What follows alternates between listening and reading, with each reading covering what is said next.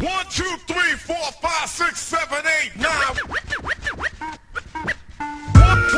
2, 3, 4, 5. 1, 2, 2, 3, 4, 5. 1, 2, 2, 2, 3, 4, 5. 1, 2, 3, 4, 5, 6, 7, 8, 9.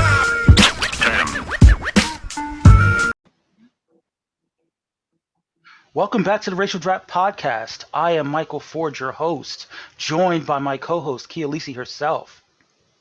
Hi, people. We are here, and if this is your first show, we apologize. We are also joined by illustrious guests. I guess we're at this point. It's bordering on honorary co-host, the adorable one himself, Martin Sanchez.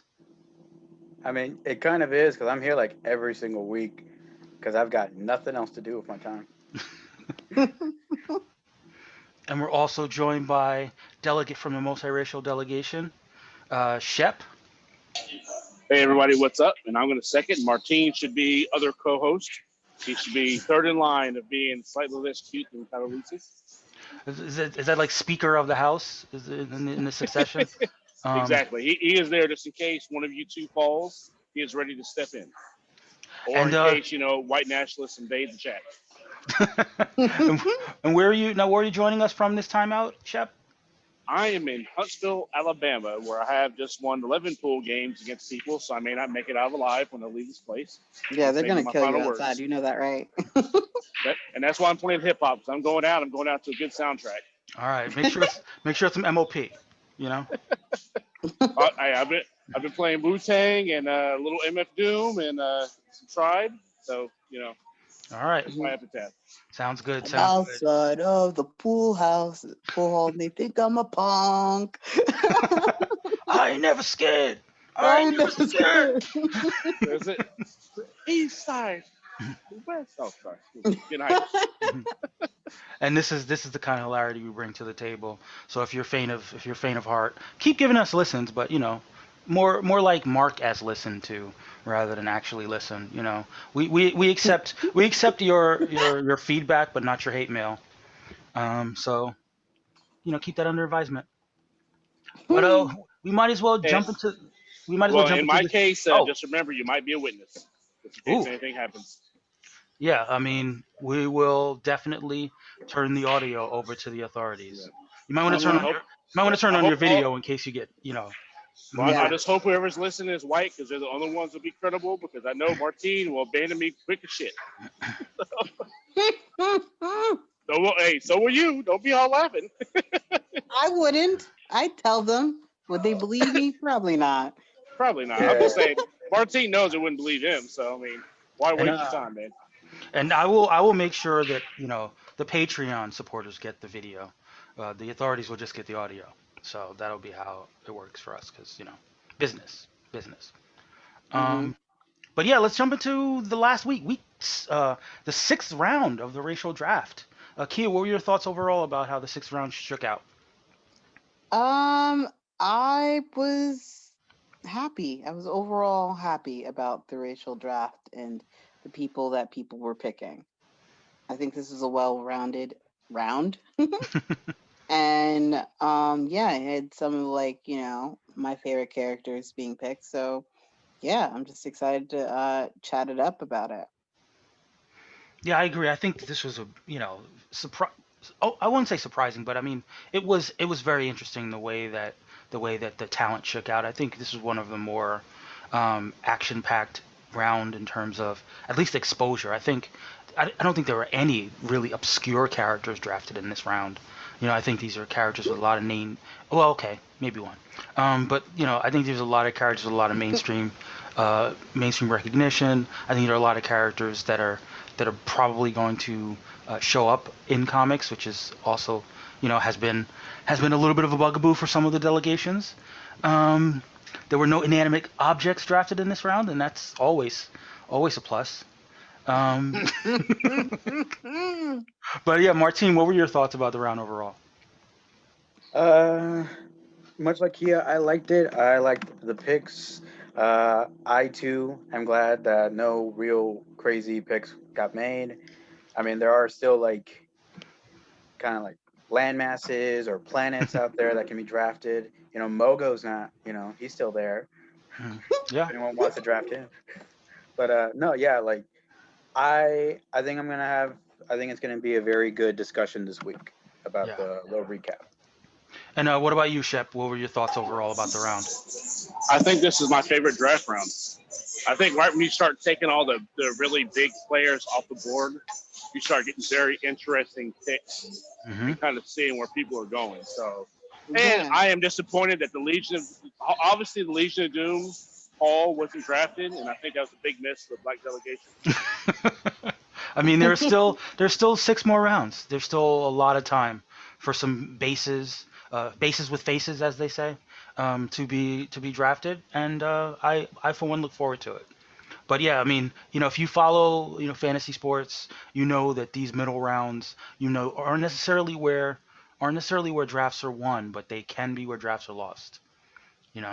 So it's great to see people stepping their games up and dropping the characters. And I mean, when we get into it, you'll hear that we didn't get a lot of backstories this time out, but there's going to be a little bit of time for backstories, I guess.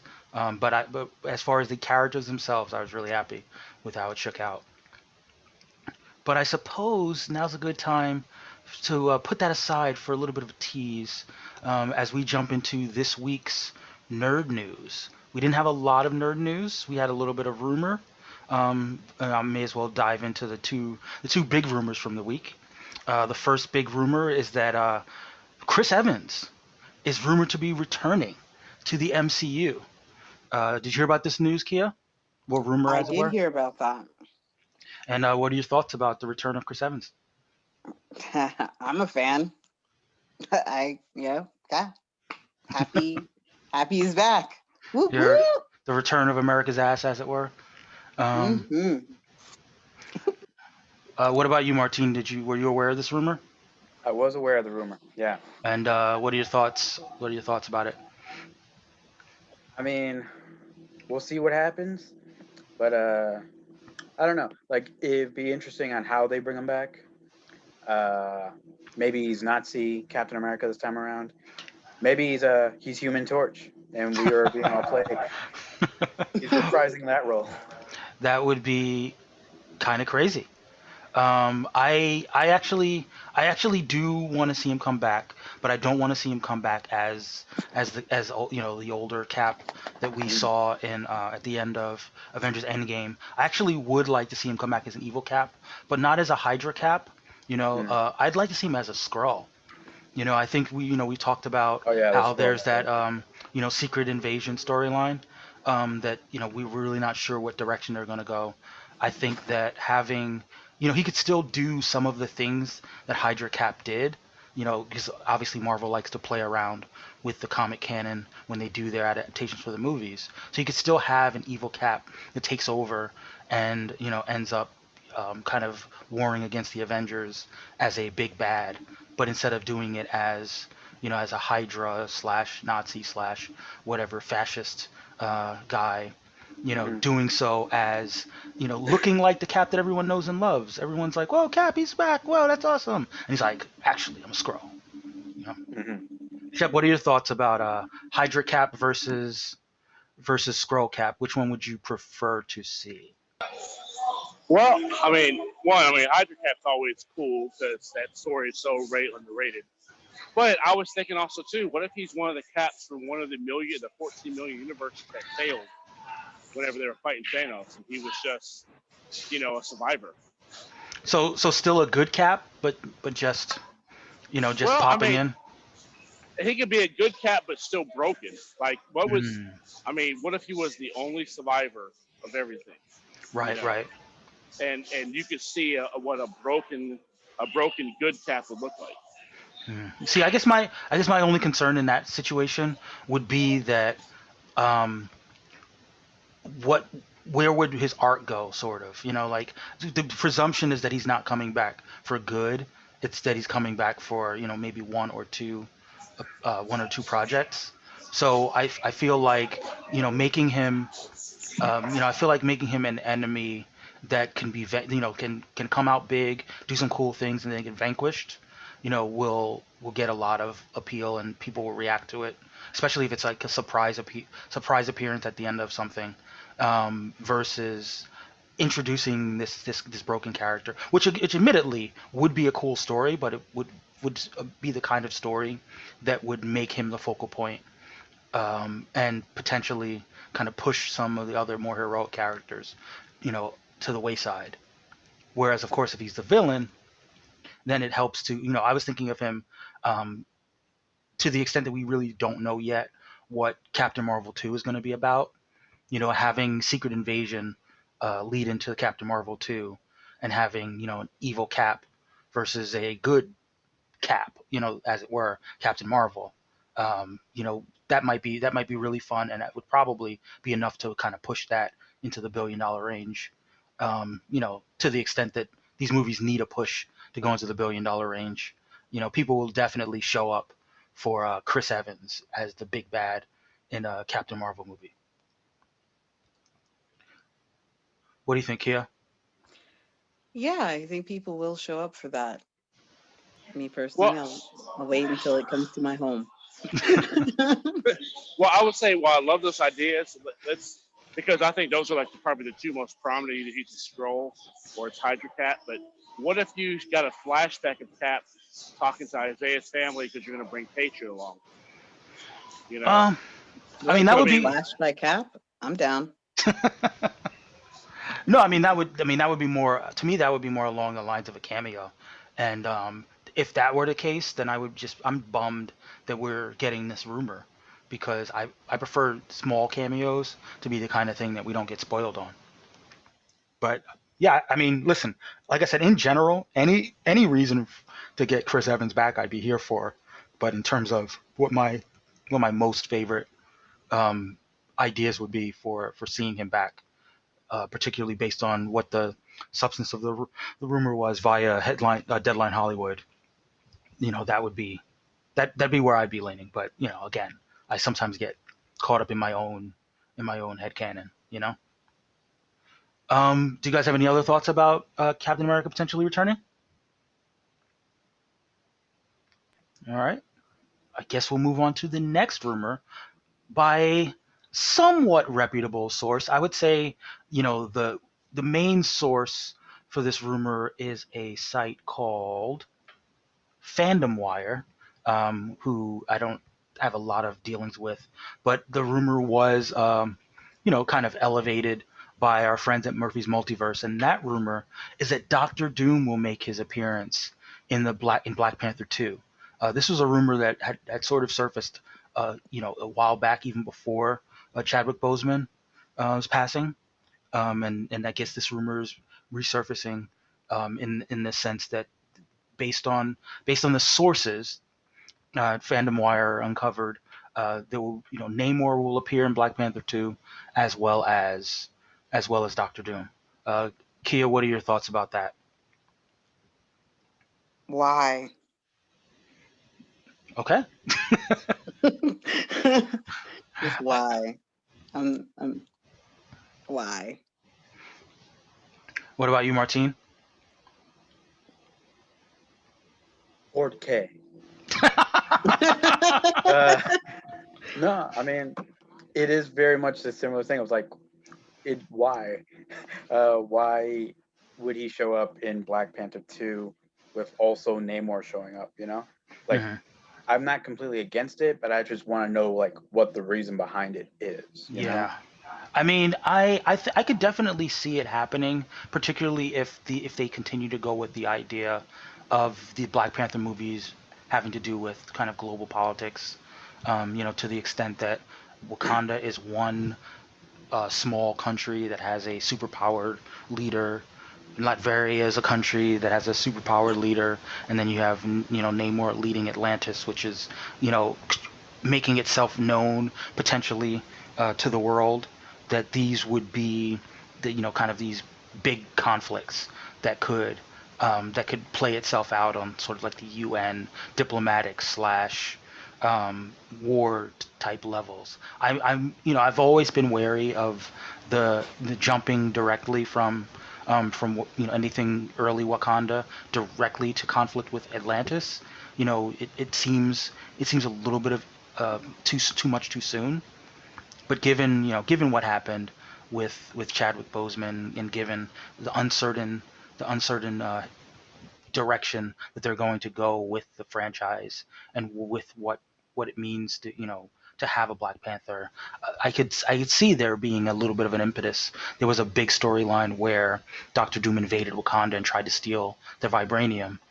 So the idea that Doom is kind of using this as a diversion, creating this conflict between these two nations as a way of keeping them occupied so that he could sneak in and secure the vibranium. I think it could work in terms of like the structure of it. But obviously, I'm a big fan of Doctor Doom, so I would hope that they wouldn't use him in such a way that he's kind of a one and done villain. If it just ends up being that he's in the movie, he's introduced in the movie as kind of a guy pulling strings.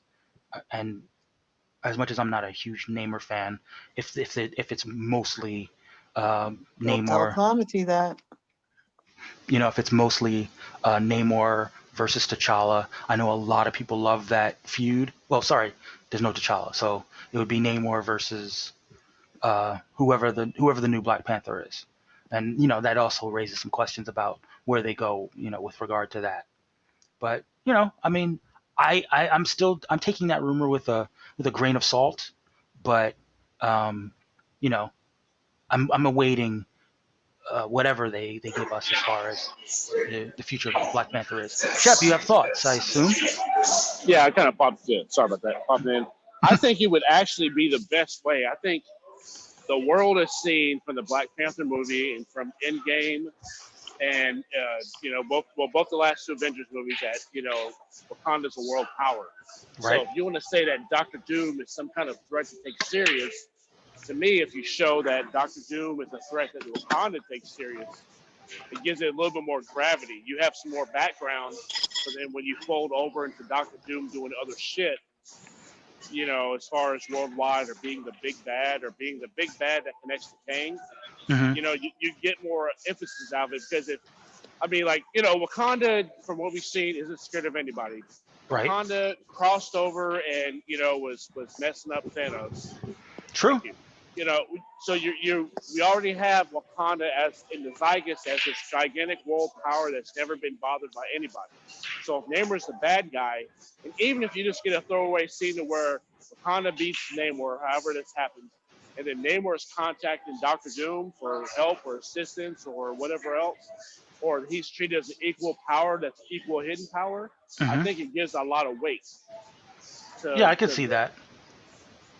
and like I said, he doesn't have to be the big bad there, but if we're seeing, like I said, Wakanda saying, "Oh shit, the only other countries in the world we worry about is Atlantis because they're this gigantic power that only we really are aware of," and then, Doctor Doom in his whole area, it gives more weight to him starting to be the big bad that everybody should look out. Hey, I can agree with that. So we are joined by from the Black delegation, Randy. And Randy, you who have Black Panther on your team. Do you have any thoughts about this Black Panther 2 rumor? I'm just popping in, so if you could just remind me real quick. Oh, I'm sorry. So the rumor that Doctor Doom will appear in Black Panther 2, and and there will be some sort of conflict between Atlantis and Wakanda. Well, I mean, I think that it would be really interesting, of course, because for all the reasons that Shep has listed out, and frankly, I feel like um,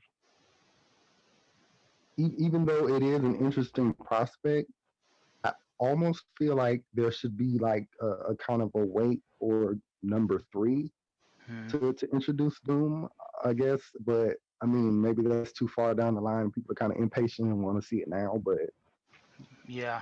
as much as cool as it sounds, I'm not quite sold on it. Yeah. I mean, I think honestly, I think that if we were getting another T'Challa movie, Right. I would be even more in the camp of waiting, because the T'Challa Namor thing has so much build to it. But I Hmm. think that because we're dealing with an uncertain future for what the role of the Black Panther is, I can actually see that being a reason to accelerate that process, because Yeah, whoever that's fair. yeah, because whoever picks up the costume, whether it's Shuri or whether it's my endorsed Nakia role, neither of those have as extensive of a history with other leaders such as Namor or Doom. So we're already in a bit of uncharted territory, and I can almost see that being the explanation for why these countries try to target Wakanda, because they're the view that they might be weakened. Yeah, yeah, that's true. That's true. But so those are the two big rumor news, quote unquote, stories of the week. There was also another bit of TV sad news, as it was officially announced that the CW, they of the constant crossovers, are not planning to do any crossovers involving the whether it's Superman or Supergirl and Batwoman. That was a thing that had been previously announced. Yeah. So that's disappointing. I believe it was, I can't remember. It was reported on CBM, as well as our friends the Illuminati. I guess Randy, you're a fan of the CW shows. What were your thoughts about that?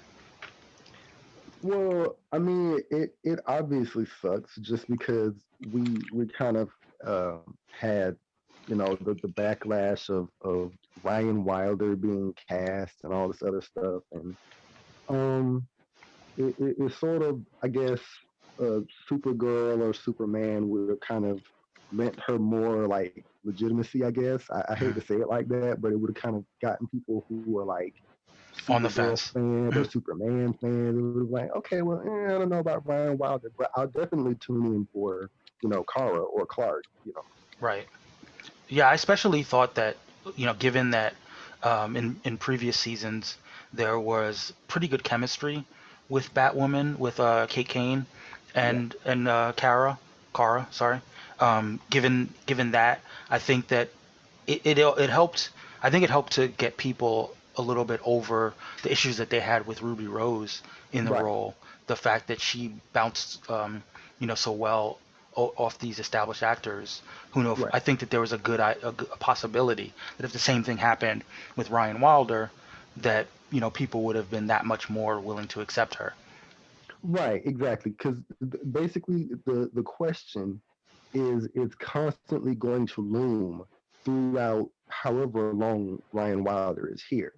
Is she, somebody worth paying attention to? Is she somebody that's worth, my time as far as rooting for her as a character? Hmm. And that would have been like a really great stepping off point to say, yeah, I want to see her, not just how she interacts with others, but kind of just giving her a bit of room to shine and kind of be impressive too. Yet another thing that was disappointing. I mean, this is just, I guess, more about the crossovers overall. I know that Javisha Leslie, voiced disappointment that she won't get any crossovers with Black Lightning, and Yeah. I too am disappointed. If there were any Arrowverse shows that I'd be extra likely to want to see crossover with Black Lightning, it would definitely be Batwoman now. Yeah. Yeah. Same. And because I mean, Javisha Leslie is playing a lesbian character, and Thunder Hmm. is like is a prominent lesbian hero too. So Yeah, I Ooh feel like they wee. could. I mean, and there.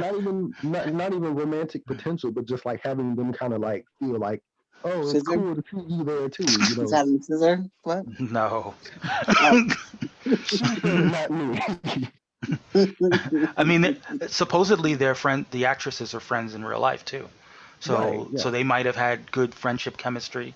Anytime, I think obviously there's the whole Bechdel test aspect of things when there are female characters. It's good to have female characters that can get along and share the screen together.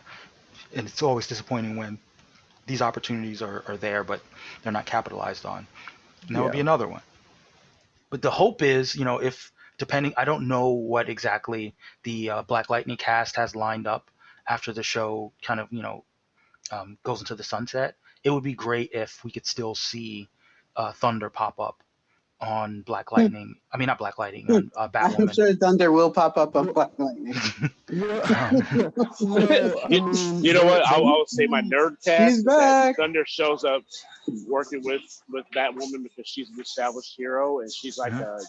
a better version of a Robin. Because Batwoman right. never has traditionally had a Robin figure in any of the Bat mythology. It's always a Batman thing. To actually have a partner, I mean, I think that would, like I said, my nerd part of me, that would be pretty dope. I mean, but wouldn't it be Yeah, weird to that have? too. Wouldn't it be weird to have a hero whose sidekick has the superpowers? I need a Well, hero. I just was about to say, um, there's also the painkiller spinoff. So who Yes. knows what will be born of that? But I hope Right. they don't let that just fade off screen somewhere. I really hope that they at least um try to kind of put some effort into making that one last, since apparently Black Lightning wasn't good enough. Yeah, I mean, the hope is that the Painkiller show, has enough connections to the bigger CW superhero verse Yeah. that that we can see him in his show have crossovers and have intersections and have those characters kind of come back.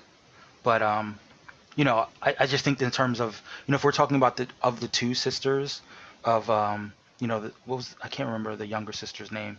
um Jennifer. yeah, of Jennifer, between Jennifer is more natural Jennifer. Yeah. character that you Yeah. would see pop up in the Painkiller show because of their relationship. Yeah. So whereas I could see Thunder showing up on a Yeah, number of different shows. but I thought the character for Jennifer is pretty much done because she said she was going to be leaving the show anyhow and going on Right. some kind of spiritual, religious mission thingy that I don't understand. Yeah, but I mean, I think that's right. I think we've seen it with Kean Losdale, who left the Flash but was still able to pop in every now and then. Yeah. I could see her having a similar, It's like um, an ex-boyfriend. yeah, exactly. I could see her having a similar relationship to the property where she's not a part of the regular cast, but she could still, especially if the Painkiller show lasts for more than one season. That's all. Also, hint, Mhm. hint, wink, wink, nudge, nudge to the CW. The Lightning also has speed powers too. The Flash, cough, cough. Just saying. Yeah, but again, the actress who plays Jennifer has to kind of go on her vision quest, so Yeah. we don't know what that would mean. But fingers. Listen, I'm all about the crossovers, particularly on the TV side. So um, again, why I'm so disappointed at the lack of crossover in this story. But Yeah. let's hope these shows live on and these characters live on so that we can get crossovers in 2022. And there was another bit of news, which is casting news, but it's not superhero. Well, it's casting news for a superhero show, but we do not yet know who this actress is going to be playing, and that's May Kalamawi. Who I have any of you guys watched Rami? I have not. Okay, neither Not on have I. purpose. Well, neither have I. From what I understand, she's pretty popular in that role. So I'm going to assume that she's really good as an actress, and she will be playing a character in Moon Knight. She is of Middle East. I believe she's Lebanese descent. So there's a possibility that she's going to play someone related to, um, the lead, Hmm. who was confirmed as Oscar Isaac. Mhm. Like I said, we don't know a lot about the role that she's going to be playing. We'll keep you all posted. Maybe if she's playing a superhero, potentially even a race bent superhero, we will definitely be reporting on it if we hear something. But again, it seems like none of us have seen Rami, so we're not familiar enough with her work. But this just goes that they're continuing to bring talent into Moon Knight. And I guess that's good enough transition as any to the other announcement of talent they're bringing into Moon Knight, and that would be Ethan Hawke, who will be Hmm. playing an unnamed but prominent villain. Anyone want to speculate as to who Ethan Hawke might be playing? Well, I feel like I forgot what the actors. I know Ethan Hawke, but I'm saying that the other actress. What is her name again? Oh, her name is May Kalamawi. Okay, well, I believe that May Calamari may possibly be um playing. I mean, because basically you don't just announce people for no reason, like they're not gonna have a purpose. So um I feel like Mark has a fairly uh streamlined cast. It's not like a big huge cast of characters. So I'm guessing that she's probably gonna end up being Marlene, I believe her name is. Okay. I recently read Moon Knight, so I should know this off the top of my head, but I'm guessing her name is Marlene. So I'm tell us about this Marlene character because I have not read a lot of Moon Knight. Well, she actually is the daughter of an archaeologist who ends up like she's literally there at the birth of Mark Spector becoming the Moon Knight. Okay.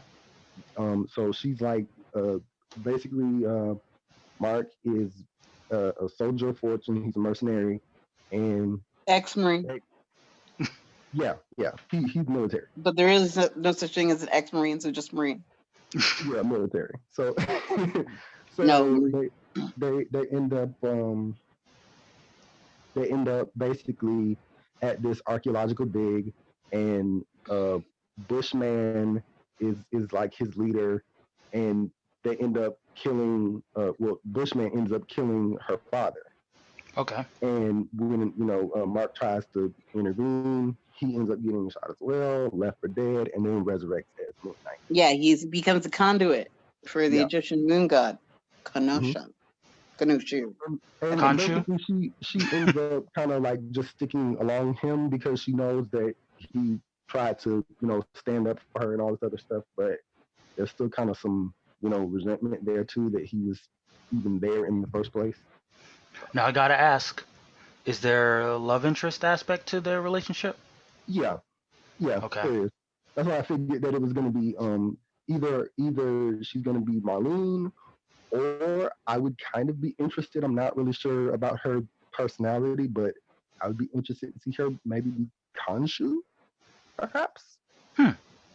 Okay.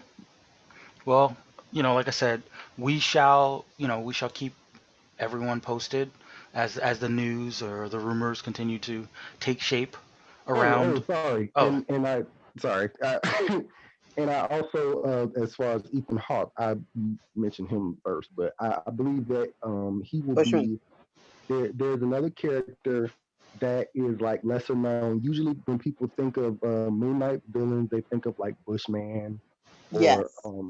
that's that's basically it that people really know about his villains. But I believe that he may actually be playing the Black Spectre. And I say that because he is kind of like he's a politician who ends up seeing Moon Knight as like a rival, a threat, okay. and so he gets these like tech enhancements and stuff Okay. to basically try to like outshine Moon Knight, but also Interesting. kind of do it as a underhanded way to help his political ambition. So he ends up, I guess, you know, being more of a physical threat then. Right. Okay. Yeah. I mean, I can definitely see. I mean, given that Ethan Hawke, you know, has a little bit of a he could give out some Bruce Wayne vibes if need be. I could see him trying to, especially the extent to which people think of Moon Knight as kind of a Marvel slash mentally unbalanced answer to Batman, having a villain that is sort of a different side of that For same anybody coin. for anybody who's familiar with like his role in The Purge, I Yes. guess kind of have like the idea of Black Spectre to me will reflect that sort of like privilege, but also kind of grievance too. Okay. Because that's central to what Black Spectre kind of represents. Like he feels like he's sort of entitled and has been kind of cheated out of like the honorary status of like, oh, I'm a veteran. I've been, I'm military, so why don't they have respect for me? Stuff like that. So I Right. feel like that could be a really I interesting. feel him. Yeah. Well, again, uh, we don't yet know when Moon Knight's supposed to come out, right? We don't know if it's 2022 or 2023. Not So sure. so we've Will still I got a even lot of be here? time. Yeah, well, I mean, beyond that part, but inshallah, like that we're still here. But yeah, I mean, there's still a lot of time for us to figure out where the show takes shape, and what starts to filter out, or what starts to be announced as far as who these characters are going to be playing. But yeah, I guess that's all I have covered. Do you guys, as far as news, do you guys have any news stories that I might have missed?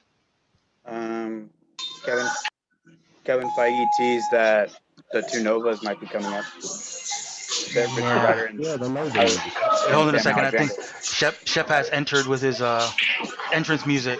Mm. I ain't What? never scared. Just Fisher going ahead and putting out his little Oh, come on. We don't. statement. We are trying to be a non Ray Fisher podcast whenever possible. Um, yeah, but as far as the Kevin Feige uh, Nova thing, it didn't feel like enough of a story because he just answered a question about whether the Nova was coming, and he was like, "Yeah." I think you're wrong. I think Martine brought up a valid point, Mike. I think that was a great story, Martine, and I thank you for your contribution. All right. Well, what are your thoughts about Nova, Kia? You know what my thoughts are? That I'd rather talk about WandaVision. Oh, okay. Well, I trust everyone here has watched WandaVision. We're gonna try to keep Yes. it spoiler free for the listeners, Yeah, that's but not going to happen. we are going to try to keep it spoiler free for the listeners, so that the listeners don't get angry at us for Try. spoiling it. It means that Uh, you will fail. Well, um, well, at least if there are spoilers, let's make sure that y'all get angry at the appropriate party responsible for My said name spoiler. is Randy, and I'm about to give you a lot of spoilers. Okay, very nice.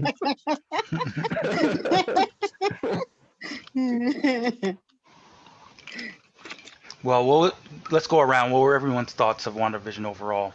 We'll start with you, Martine. I enjoyed it. I having been someone that has watched like sitcoms from like the 50s and 60s and all those like those older kind of sitcoms, I definitely feel like they got the sense of humor right, Hmm. and even the somewhat cringy sense of humor now with like you're looking at it like in Hmm. hindsight. But yeah, and I like that this they did like it was a very subtle thing. I think they went from like 50s sitcom to 60s sitcom in 2 episodes. Right. Mhm. Yeah. So like I think it's gonna be like a different decade, right? I think so. Different decade. Yeah. Yeah. I at first when I saw that they were both in black and white, I was like, oh, it's gonna be like two in this one, then they're gonna time jump. No, I think they're going like one every decade, which I think is gonna be fun. And then yeah, I definitely am looking forward to seeing where this kind of all plays out. Right. And what Yeah. about you, Kia? What were your thoughts overall? Okay, so I mean, now that you've asked me, so I think it's actually really awesome. So I'm actually a huge fan. Like, oh, it's weird that I said that, but of Paul Bettany because, like, I mean, ever since Knight's Tale, I mean, obviously Legion, like anything that he's in, pretty much, I enjoy. Like his face Okay. makes me happy. Like, and I really think that his acting skills are pretty up to par. Like, and I like his like wonky version of Vision. Like, I think he's like, if I envision Vision, Hmm. he's doing the right thing and he's playing it the right way. And then I love like some of his quotes, which I will randomly say throughout this podcast later. But I mean, just overall though, I'm really excited, and I was really excited that is it Monica Rambeau? Am I saying Monica her right? Rambeau. Hmm. Rambeau. Yeah, Monica Rambeau. She's Hmm. actually, she's in there. There's a second, second episode. Spoiler. And I think it's pretty cool that like, they added her in because I mean last time we saw her like she was like a child or something. Like so to bring her like in as like an adult, I'm like, yeah. Yeah. Yeah. Yeah, and I I mean, just nerded out people. You heard that. I I nerded. mean, and to piggyback on your point about Paul Bettany, I didn't realize he had the comedic timing and the comedy chops that he showed at particularly in the second episode. Hmm. So if he's gonna bring it on the sitcom side as well as whatever is happening, whatever thing is happening in behind the scenes of the sitcom. Hey, you Um, want to know what's happening? No, I'm just kidding. But but the reason why I know that is because, like, 2001 when Knight's Tale came out, like, if you watch that movie, it's a mhm. classic. People need to watch it. Carlos needs to talk about it on his podcast. What's up, Carlos? But like, you can see that Paul Bettany, he's so freaking hilarious. Like, I'm actually surprised he doesn't do more like sitcom-y kind of thing. All right. And Shep, what were your thoughts overall as we wait for your theme song? These songs up in 12th victory, by the way, which is sad for these people because I've been drinking all day.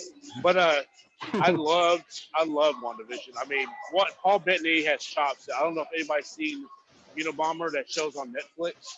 When he Mm-hmm. plays the Unabomber, he is very powerful in it. Very good role, something I wouldn't expect from him. So then you Mm-hmm. look at WandaVision, and he's able to play these tropes, and these are American comedy sitcom tropes. These aren't UK sitcom tropes. So the fact that he's able to blend into them is great. But then, I mean, Elizabeth Olsen, Jesus, did she step her game up? For Oh, sure. You know, yeah. and so then you take the whole thing together, and there's been a debate on Twitter about how powerful she is. I think people want to point to the fact that yeah, she was fighting Thanos one on one, but I think if you go back to Endgame and the scene where she's fighting Thanos, when Thanos' double-bladed sword is already cut through Cap's shield, right? Hmm. So it's already physically between the strength of the sword and Cap's shield. He's cut through a pure vibranium shield, and she melts the sword. When she flings it from him, you see her energy glow on the bottom of the sword. She's completely melted that off. So for Hmm. anybody on Twitter to think that she is not powerful enough to do the things you're seeing in WandaVision, you're you know, just go watch the Snyder Cut. Get out of here. I don't even want to talk to you anymore. I mean, because she, when she does that, the very end of episode 2, when that little time skip Sport, backwards sport, thing she sport, does. sport, sport, sport, sport, spoiler. Hey, that's on you, and I expect you in editing to go ahead and fix that. So I don't have to worry about it. But cheats. There he goes. But for her to do the thing, I mean, it shows what she can do. Her and Paul Bettany, God, I will be so sad when this ends because I just want more of them. Yeah. I mean, they are literally my favorite couple on any kind of media right now going. Yeah, I And mean, that's all I have to say on that. It's favorite. what about you, Randy? Well, I'm really, as much as I love the nostalgia of like the different sitcoms and all of that, I'm of course more like enwrapped in the mystery of like what is exactly the situation. That's the most fun part for me, just because we already have had hints of like, seeing the subtle things that Wanda can do Hmm. from back when she alters everybody's minds in Age of Ultron Right. up until when she goes up against Thanos. Like she's clearly not just a one note character. She's not like just a powerhouse. It's just even her vulnerability is like powerful. Hmm. So I'm really interested to see how we get to see her, different layers of her psyche kind of teased out just through these demonstrations of her power. Right.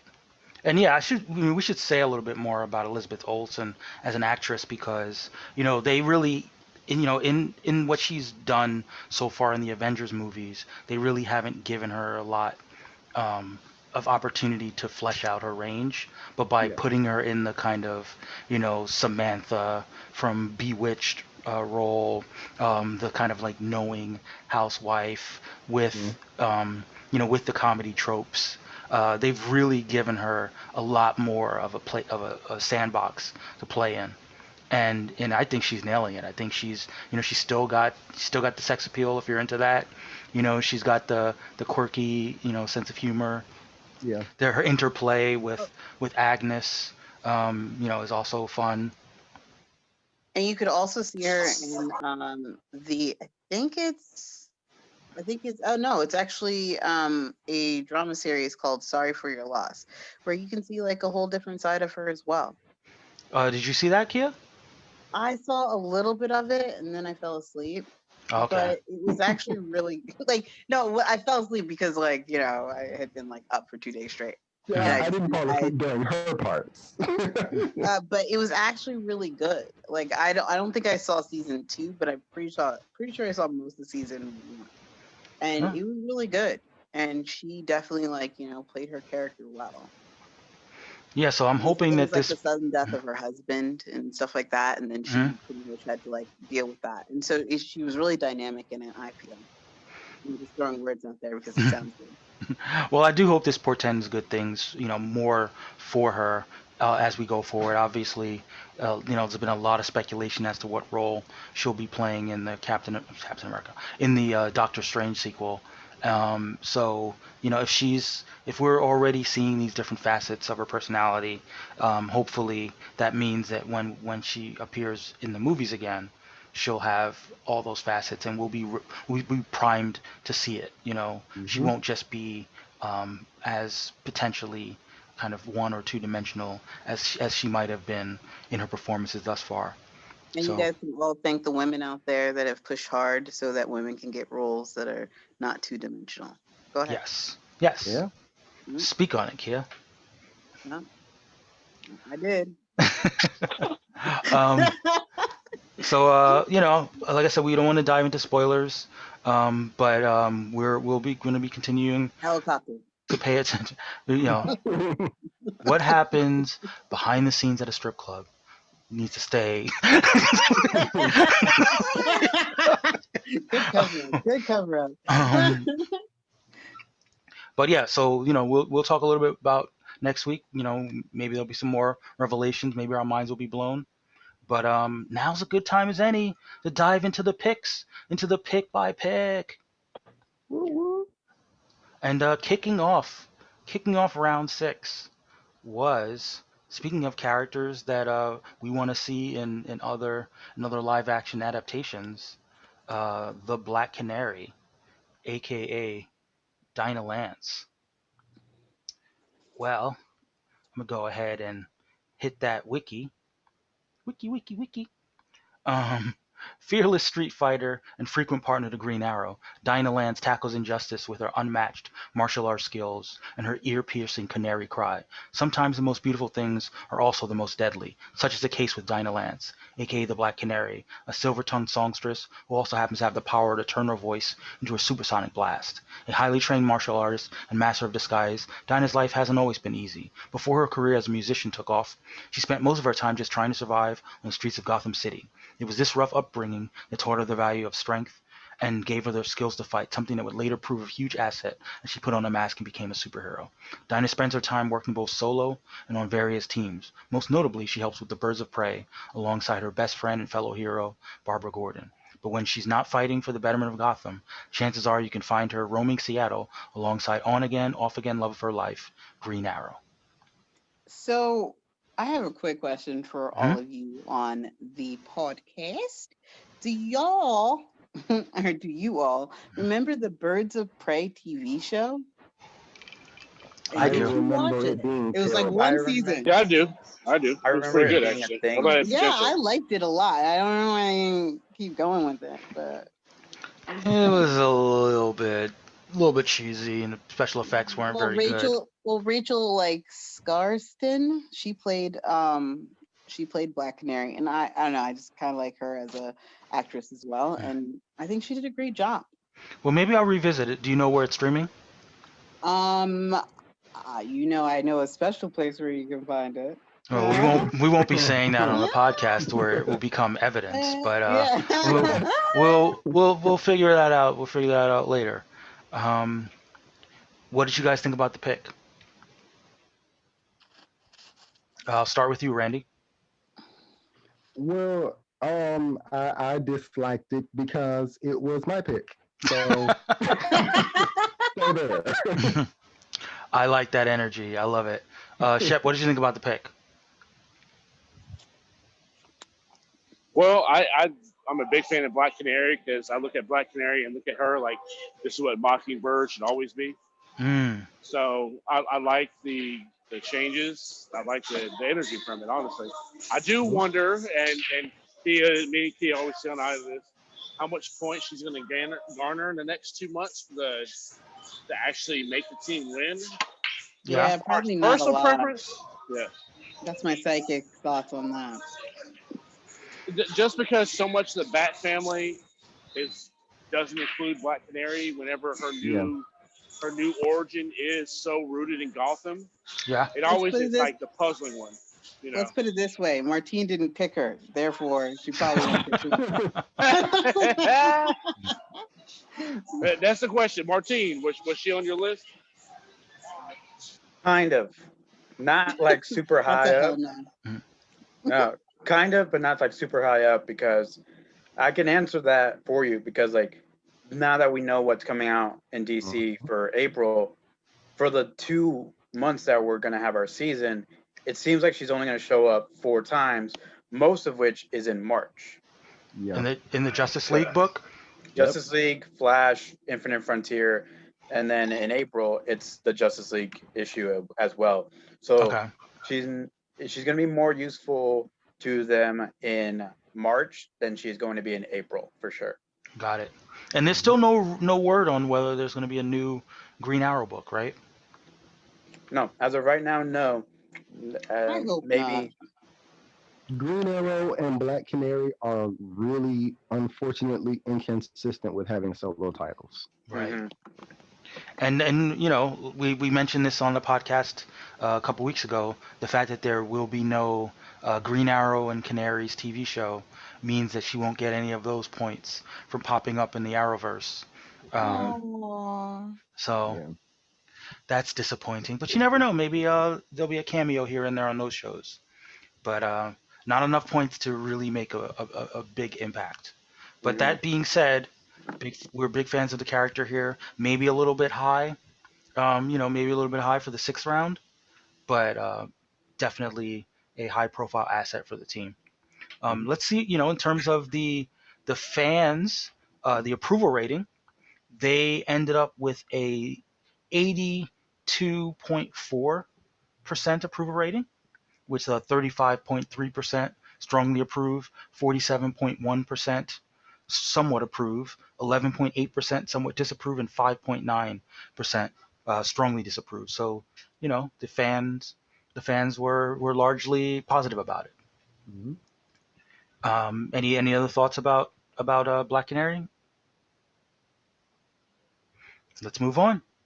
Brings us to the second pick of the round, and that we just talked about WandaVision, and the second pick in the sixth round is Wanda Maximoff, aka the Scarlet Witch. So let's go to the wiki about the Scarlet Witch, and I promise you I won't be doing that for every single one. yes, Um, you If Wanda you don't, Maxim somebody else will. Wanda Maximoff, aka the Scarlet Witch, is a transient sorceress and the twin sister of the speedster Quicksilver. She and her brother were once believed to have been mutant children of Magneto, the Master of Magnetism. She was in truth an orphan who was enhanced by the High Evolutionary at Mount Wundagore, becoming a conduit of chaos magic, allowing her to manipulate probability and warp reality itself. Wanda was trained by Agatha Harkness to become one of the most powerful magic wielders on Earth. She joined the Brotherhood of Evil Mutants, fighting for her father's cause alongside her brother, though it was short lived and she was later recruited into the Avengers, becoming one of their most prominent members alongside her brother. She fell in love with the synthezoid Vision, but due to his artificial nature, they were unable to have children. She used her reality altering powers to create two twin boys, Tommy and Billy. The spell was later broken, erasing the boys from existence, but not before they were reincarnated into Wiccan and Speed, whose powers matched hers and her brother's. The stress of losing her children broke her mind, causing her to create her own reality, known as the House of M, in which everyone's desires came true, whilst also making mutants the dominant life form on Earth. The heroes of Earth returned reality to normal, but not before she declared, wait for it, wait for it, no more mutants, wiping out 91.4% of the X gene in an event that became known as a decimation. Real quick thoughts. Why does no more mutants mean 91.4% less mutants? Like, I feel like that's a very poor. I mean, Key and I were just talking about the vaccine. With no more vaccine only being 91.4% of the vaccine, I feel like that's a letdown. Anyway, so that's the origin of Scarlet Witch. And what did you guys think about Scarlet Witch for the Jewish delegation? Well, I'll jump in real quick to say I think that's below the threshold of what it takes to like revitalize the species. Mm, Mm. gotcha. So it's no more mutants like in the future, No as more opposed of to. them creating more mutants. Got Hmm. you. That's fair. That is a fair response to my question. But what did you think of this pick for the Jewish delegation? I'll start with you, Frankia. I thought that Scarlet Witch, well, WandaVision kind of gave me a different perspective of, Scarlet Witch. Hmm. So, I mean, overall, it's a, decent pick. Okay. Yay. Hey for Wanda. What Yay, about you? Wanda. What about you, Randy? Well, yeah. I mean, basically, in light of WandaVision, it wouldn't really be out of the range of expectation to kind of see her get a bump in appearances in the comics. Hmm. So, points wise, I feel like I don't know how it'll actually pan out, but I mean, the expectation isn't unreasonable. And she's Jewish anyway, so so that's not it didn't venture too far out of the comfort zone, but still is a, a reasonable prospect to feel like a potential point getter. Actually, I do have something. I kind of feel like the Polynesian Scarlet Witch, had a little bit more zing to it. And I'm sorry. Sorry, not sorry, but I Well, I am. mean, anything that T touches will have a little bit more zing to it. Like, I mean, That's Yeah. what Randy she's said. an amazing storyteller. So, like, I thought you were gonna say that's what Mrs. Tomedy said.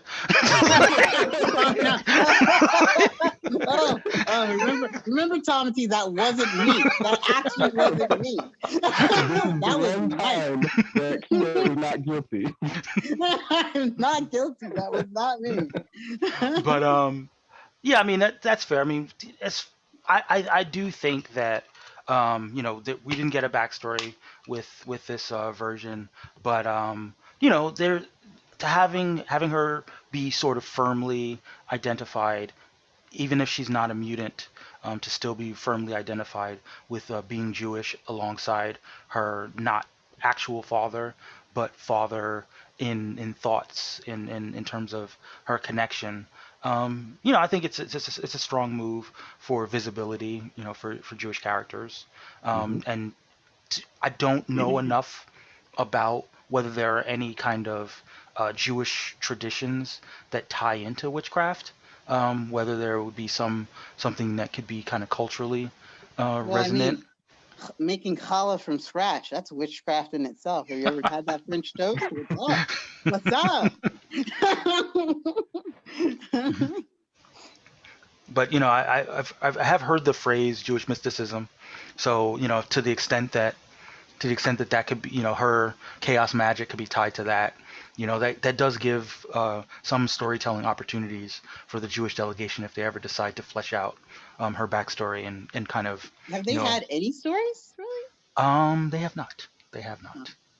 But shout outs to our Jewish delegation. May they continue to press ahead and continue to contribute to the racial draft because they're a valued aspect of the racial draft. Um, I suppose we'll go to the approval rating for the Jewish delegation. I mean, for the Wanda Maximoff specifically. Uh, low for the Jewish delegation though, at only 85.8% approval after having quite a few hundreds and 90 somethings.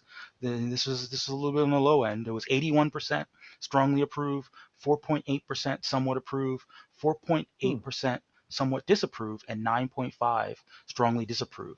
And I would assume that 9.5 are all mutants, and they're I just want to quick interject.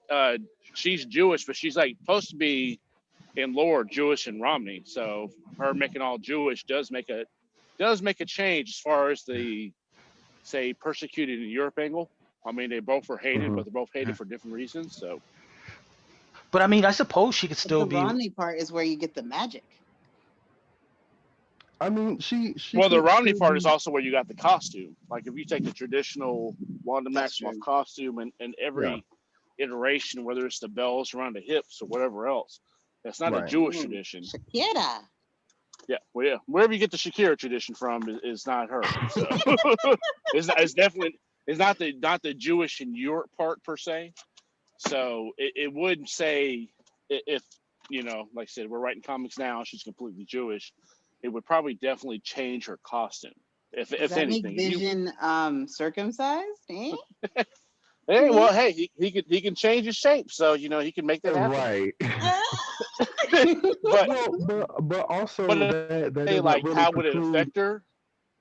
Well, I was just about to say that doesn't really preclude her from being raised by Romani people. Like she could still have possibly been adopted by Romani people, and Well, so I mean, technically, she was raised by the high evolutionaries, mutated into humanoidish cow on yeah, Wonderboard Mountain. both. That was her whole raising. Did she just call me a So bitch? I don't know what he just said. no, no, but he definitely called you to all beef patty, special sauce, lettuce, cheese, because it's a cow. Oh. So I'm just saying it does it. Yeah. Just in defense of the pick, it does change her a little bit just because it would change the traditions of her outfit. Would Hmm. she go definitely Jewish, European look, and then what country is this from? I forget where Wondergore is supposed to be at off the top of my head, but that would probably be the influence. So then you start getting those changes there. It might not influence everything else, but it would definitely change the traditional look. I have to say, guys, I don't know. For some reason, right now, I'm really loving this podcast. Like, I feel like all the right people are actually speaking now, and the people we can't hear, like I feel like the podcast just got 20 times better. So just saying, just that. I mean, honestly, 99% of it doesn't change, but I do just think the iconic Wanda Maximoff look does change. It'd be interesting, but it does change. I agree with you. Hey, Martine, tell us what you think. I'm very interested to see how they go about it because I was aware of that of the Romani thing, the aspect of her. So I'm very interested to see how they go about if they do decide to change anything at all, or if they because um yeah, I mean I would really want to see where this goes. I hope that she does well enough for them, but I'm not super uh what's the word I'm looking for? I'm just not Optimistic. yeah, I'm not super optimistic because I mean just purely from I mean we don't know exactly what's coming out yet for April, but we do know in March I didn't see anything really for her. I know Yeah. WandaVision ends I think in the first or second week of our season, so that's not going to give them a lot either. So Well, I she mean should get some points from Strange Academy. She's been yeah, showing up in there. she's been showing up Hmm. there, but like nothing like really anything else. Like it's like maybe like one appearance a month, maybe because of Strange Yeah, she Academy. definitely hasn't been a consistent presence. Yeah, like if I think if anything, she might get more of a push when Doctor Strange like and the Multiverse of Madness is starting to come Hmm. out, like that might be when she gives more of a push. But like WandaVision, I don't know if it's gonna be enough to give her a push in the comics. You know, I feel that. Like a little, like a too little, too late kind of thing. kind of. Mm-hmm. Yeah, I a Uh, little bit. So close, so close. Well, that actually brings us to a new delegation altogether. Unless Randy, did you have any thoughts? Okay, no? Okay, good. We're gonna talk about the white delegation. Wah, wah, The wah. Our favorite villains.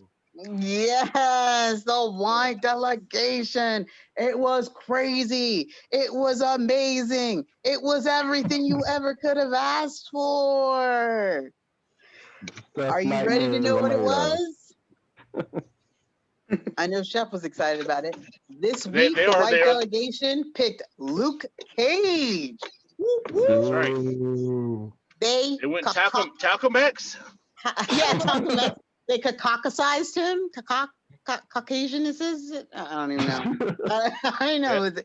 They whited him His out. credit score grew and his dick shrank. Yeah, exactly. Oh, oh, that's so rough. Oh, so rough. Oh, yes. Yes, That was they my did. take, and that's official. That's your take, and that's official. How did you guys feel about this? Oh my gosh. Tell me what you thought. This was amazing. He's the 40-40. gentrification superhero, and I will stick by that because I Oh my felt god. it was I feel dumb for not having expected it. That's what I feel. Like I feel like I I should have see seen how this you just coming. internalized all that, Randy. Oh, that's deep. Why do you feel dumb because you didn't expect it? Like, I mean, like honestly, what did you think that they were gonna pick this week? Or who? Well, I knew that they were gonna go for a person of color because they have fully embraced their role as the heel of the racial draft, and that's fine.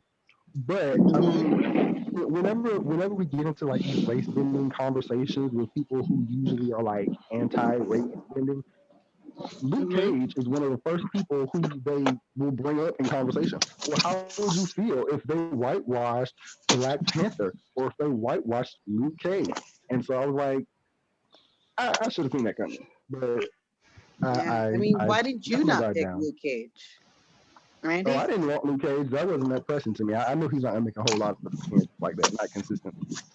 I mean, that's like a sexy chocolate brother who like is now now I not so mean, chocolate. I that's mean, easy. It if wasn't the Hall of Doom. right, like if we're drafting him for other purposes, then I'm fine I mean, the drafting him. only purpose that matters. But but it's a I'll matter just of state trying this to get publicly, points. Randy. I love you, man. Mike Coulter. I mean, but wait, didn't you wait, what pick was it that you did pick for those purposes? Was it Dick Grayson? Butt cheeks, Grayson. Dick? Make no mistake, like most of my choices are like, can I thirst after them? Okay, that sounds It's like 75% of your choices. And Croker. And Croker. That's about how it goes. good. But overall, are you guys fans of not just like, their pick, but Luke Cage himself? Like, I personally like Luke Cage and the Marvel stuff that he's done. I mean, I, I'm I will Yeah. say like, this. I like Luke Cage. I'm a fan of the take for the evil. I, I'm not like super versed in Luke Cage. I have read things featuring him, so of course, for Black solidarity, I feel slighted. But yes, it is something that opens up new avenues for storytelling. I will admit that much. yeah, Okay. and Randy was right. This he is the go-to. He is the go-to figure for when white people say we don't want race bending. He tends to be the guy that people go to when they say this would be the biggest indignity. So it's only right that the white delegation finally make the move and reach out and get Luke Cage, bring him into the fold. So Oh, like mine's Well, still waiting for Mike us, and I are Mike. the youngest, oldest people here. So we remember when there weren't that many black Marvel heroes. We had Black Panther, Luke Cage, it's true. Falcon, and Storm. That was pretty much the darkest Marvel got, and Blade every now. Blade sucked back then until Wesley Snipes did. So Didn't nobody Luke counted Cage Blade. didn't Luke Cage come out in like 2000 when I was born? No, no, no. He was only cool about 2000. Yeah, But Oh, back in the okay. day, he wasn't cool. But he was the power man, and he took down Doctor Doom for money. And for $100, shit like that.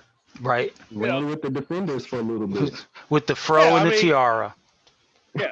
He had the metal tiara, the Mike yellow, Coulter can get it. yeah, the yellow suit with the collar, with the pants, and the belt that was made out of chains. And shit. But He was. let's consult the wiki. Wiki. Uh, I knew he was going there. He couldn't help himself. Couldn't help himself.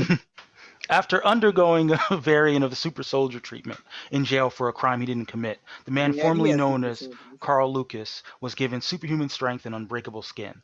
Adopting the Mm, name Power Man, Luke Cage became the hero for hire. His powers include superhuman strength. mm. Because of his incredible strength, it gives him the ability to lift several tons and punch through 4-inch thick steel. Thanks to his difficult upbringing and enhanced by his superhuman physique, Luke Cage is an indomitable fighter in hand-to-hand combat. His allies include Daredevil, Iron Fist, Jessica Jones, who's also his wife, and Deadpool. His enemies include Diamondback, Bushmaster, and Purple Man. He is related to uh, I'm sorry, the groups that he's connected to are Heroes for Hire and Defenders. So we haven't yet gotten an official white backstory yet, but I feel like there's some bad stuff brewing, when it comes to and and whitewashing Luke and Cage. just for the record, just for the record, Black Power Man. So now we go from Luke Cage representing Black Power to now You see, So you see how this he is edited this. himself Cage right there? representing Yeah. White Power. Yeah, you see how the Further man, panel you see how the indignity. man glitched the point you were about to make. Yeah, it was like, whoa, The man whoa. was like, It's a secret. we're not letting, open your third eye, Randy. You see what just happened. Um, but yeah, Next thing Rainey's going to do is invade the Capitol. we went Mm. from having a black power man to a white power man. I got it. It's a shame. Is I, it? I mean, they need power too, right? Like, Is my audio isn't there? working? Aren't they No, on I the don't think brink it of a genocide? Like, aren't they like? is. Isn't there like this whole thing where they believe that like people are after them and we're trying to kill them all off?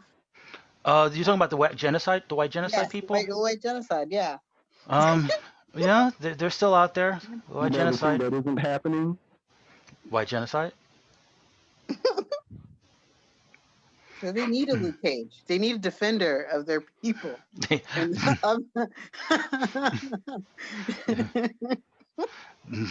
They need their own hero for hire. Um, but let's dive in on the approval rating. Very Trumpian, at a very Trumpian 32.3% approval rating for That's it. White Luke Cage. 32.3%. That would be 23.5 strongly approved, 8.8% somewhat approved, 11.8% somewhat disapprove, and 55.9% strongly disapprove. You didn't put in parentheses he could keep his peen, huh? I mean, His peen size. If he had been able to keep the peen size, they would have been like, yep, 100%. it's disapprove, not dick approve. Um, Oh. Oops. This whole time? Its whole time. But like I think the people spoke. I think the people spoke loudly. Um, and yeah, I mean there wasn't a need for a recount. There wouldn't be any storming of the Capitol as they try to overturn these poll results. I think that I think it feels right. Feels right. 30. I don't know. I really thought it was a really good pick. It is really good pick for the villains. Very good It, evil.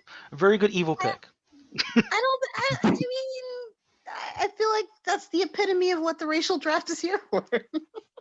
I feel you. I, Now I I approve of the pick because of how much I disapprove of the pick. I approve of the audacity. I approve of the The audacity. caucasity. The caucasity. That is Okay. correct. So now what do we think from a fantasy comics league perspective though? Is he due to appear any, Martine?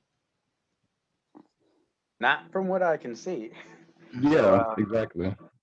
like, good pick if you just wanted to whitewash someone. Not a great pick if you're trying to win. That sounds perfect. I mean, but they have Superman, so I mean, they they Right, they exactly. Is they Superman gonna deserve carry like the they entire could pick team? one. Yeah, I mean That's Superman. true. That's true. They I can mean, they definitely have have Superman. they can Like, definitely have some picks where they're, yeah, they don't have to do They nothing. can afford to be slack. Yeah. I right.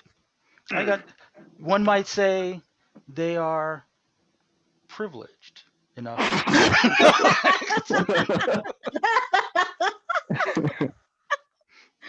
That was a good one.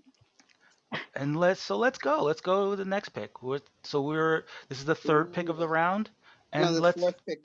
well, I'm saying this was the third pick of the round, and we are our buddies from the Native American delegation came Oh through, yes. came Oh through. yes. Ooh, ooh. Uh, Eddie Brock, aka Venom. Martine, what are your thoughts about this pick overall? First things first. Thank God they were actually able to make a pick this time around. Like, Right. uh, yeah. When it was when they were trying when you try to figure something out about the pick to get some clarification, me and Carlos were talking about it, and it was like, okay, is it probably gonna be Venom? And they just want to make sure which one it is, and it ended up being Venom, which was good. Um, very interesting to see what happens because like the synopsis for the Venom issue in March is that it's like the end of Venom as we know it or something like that. So Mm, It's who the knows end what? of Venom as we know it. Okay, sorry. and I feel fine. Yeah, so we'll see what that means exactly. Uh, I don't. I probably wouldn't like have taken that chance just in case, but you know, I uh, feel I feel like we should table that discussion for the next pick yeah, as well. yeah. Let's talk. Yeah, we'll talk about that a little later. But I mean, I feel that because as we speak, Venom is dead. But he still manages to do stuff while he's dead. So there's there's a good chance that Venom comes back from the dead at the end of the event, and he comes back with some different, some different motivations, a different power set. Well, they Um, already announced. I mean, Venom 200 takes place after the King in Black event, so he's obviously going to be back. And I or think that's going to be a double-sized issue. double sized. You know, Well, I mean, it's supposed to be a larger size. Thank you. A larger size issue than normal because this is 200. Uh, hmm if you Hmm. for anybody on Twitter, on the Twitter universe for our listeners, Kate has been hinting and putting up artwork and talking about that they're doing something big and extra special. It should be probably $1 more than the normal one because this is 200, Okay. and it's supposed to Mm-hmm. be his new direction towards stuff. So, I Yep. mean, as far as a lot of things, points, appearance wise, it's going to be big, and I think that the aftermath of King in Black is going to be showed in that, and you're supposed to get a new status quo for him and the symbiote and his son, the whole nine yards. And I So think Martine then something that Martine missed. No, no, he didn't let miss me it. It just nerd. wasn't in the Bat family, so he didn't take it. Yeah, that's true. Yeah. Martine doesn't. Martine also failed to mention that there is a Venom #2 coming out Oh, the movie. supposedly this year. So Um, therefore, I think maybe I like think that roughly got June pushed back 25th, though. 2021. I mean, I didn't look it up or anything, but I Didn't it just get pushed throwing back? it on. Didn't It got pushed back from last year, so it should be this year at Mhm. June 25th, Mm. 2021. well, with the You know movie that just off coming. the top of her head. So from the top of my head, if I'm one with the universe right now, I feel as though that's the date. And with that being said, I'm sure they're gonna probably make a big push like they always do in comics. Like, so you have a movie coming out, what do you start to do? Pump things out. They did it for Wonder Woman. Who knows? We might get some surprise Venom Okay. everywhere. And I'm also really excited because Woody Harrelson once again will be in it, and I love him from Natural Born Killers because that's one of my favorite movies, which explains a lot about myself. And yeah, I'm really, really excited about it. I think that this is probably one of their best picks that they've ever had. Not that And much of a competition, though. Oh, I oh. mean, this is like 20 times up from The Crow. I mean, No, you can't. No. Wait, you can't multiply 0, Kia. So that no. is so true. And the director of the new movie is going to be Andy Serkis. Yes, Andy Yep. Serkis. Yeah, he did Mowgli, a legend from the jungle, and he's always about those apes, right? So I That is a weird transition, Kia. I don't know where I'm supposed to go from there. Okay, So let me segue. dive into the wiki. Let me dive into the Venom wiki and see if we can move away from the apes. From that monkey business. Exactly. no more fun. The first and most famous man to call himself Venom, Eddie Brock was bound to an alien symbiote, following its rejection by Peter Parker. Driven by an all-consuming hatred, Venom's sole desire was to kill Spider-Man. Of late, Brock has aligned himself with heroes, seeking to atone for the blind, violent rage of his parasite. So, I mean, Venom's been out since the I want to say early '90s, and Mhm. he's been one of the more popular characters in the Spider-Man mythos. Given I think his movie made $900 million in the box office. So and yeah, Donny Cates has had a really big critically acclaimed run on Venom. I Mhm. do think obviously the Native American delegation last season drafted Spider-Man, but I feel like Venom is more their speed. Yeah, especially So considering Carnage is actually in the title of their next movie coming out. yeah, Yeah. but yeah, so I think it's a great pick for the Native American delegation. I think that the approval rating will reflect that as I pull that up. The approval rating for that was 83.3%, What? including Who disapproved? so that's Who the F 63.2% disapproved? strongly approve, 21.1% somewhat approve, 10.5% somewhat disapprove, and 5.3% strongly disapprove. Who And did that? Was that you, Randy? Did you disapprove? I don't care nearly enough about Venom to have an opinion, actually. So. wow. Wow. Mhm. Was it you, Shep? Whoa. Was I hating on that? I think I hated just on the white delegation. Okay. Well, actually, no, I approved the white delegation. I may have hated on this pick. Not that degree, though. I was in a somewhat Yeah. maybe degree. That's my level of hate at the most. It's a somewhat. I'm Well, on the multiracial delegation, so anything can always go our way because, duh, the future. But, it was a good, I mean, Venom Eddie Brock's in the big C. Like I said, he's going to gain points. He has a solo coming out. That's actually a good question. How are we scoring giant size issues? Because he's going to have a big 200. So He's going to get all them points. That's what he's going to get. He's going to get all them points. Hey, you and I, Kia, are the only ones who make sure, well, and Martine, I'll give you that to him, that care about after how he points copies go. me. Yeah. well, one Well, one thing that did change from last year to this year in the Fantasy Comics League, with a lot of my urging, is that when there's a book that has multiple stories in it, um, each story is scored separately. So Hmm. that means that you can get multiple appearances and multiple power uses in those stories. So you can get a lot of points in Yes. one of those giant size issues Yes. if there are like three or four different stories within it. Hmm. So yeah, that milestone issue might be a huge week for Venom. And what month is that supposed to happen? Is that April?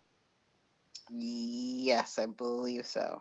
All right. Well, here's Yeah, Okay, to I think and I it's do want supposed to to be April. I say, mean, Kingdom Black ends in March, I think, or some of it will March into April. But I think its 200th is April.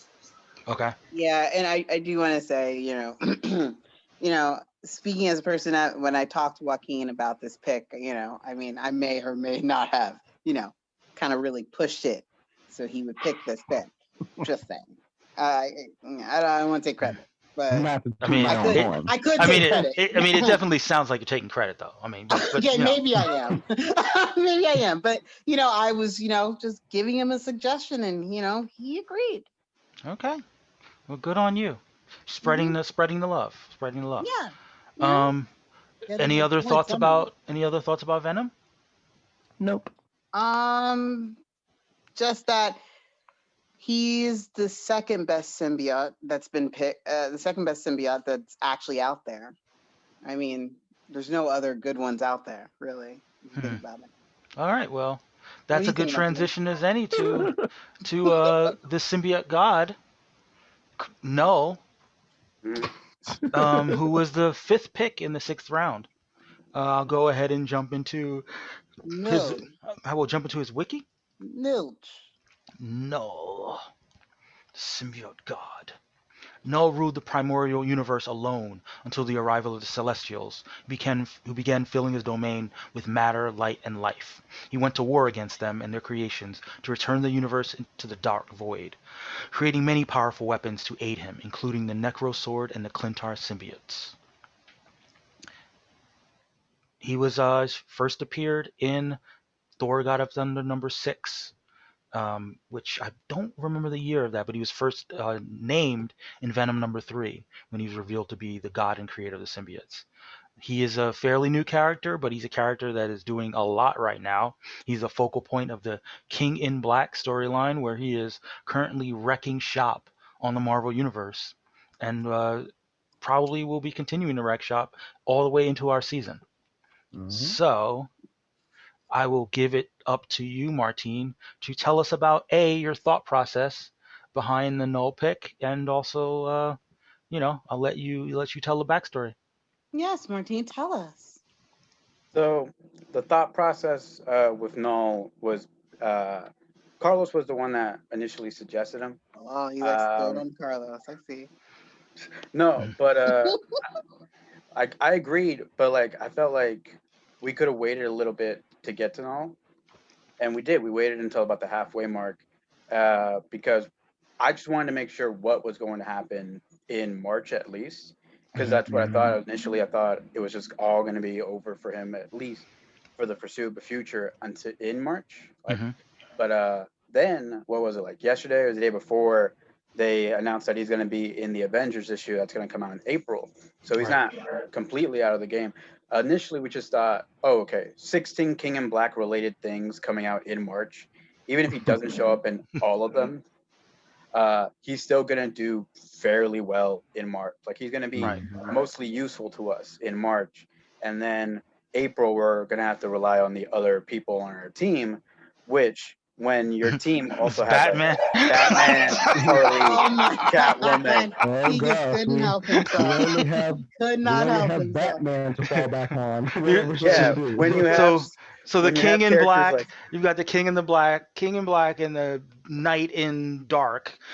Like, yeah, so that was Well, pretty much like the thought process of like, well, we have enough good people to pick up some slack just in case he doesn't do anything in April. But I mean, he's at least going to show up once. That's going to be something, you know? Um, question. yes. I have questions. So, what's really lethal to symbiotes? Like, like what could actually potentially hurt them or kill them? Fire Um, and really shitty rock music. yeah, if that's the case, why did you pick the one of the weakest? Like, well, not he's not one of the weakest, but there is a symbiote that's a lot stronger than Null. And wouldn't that be Scream? Because she's immune to Hellfire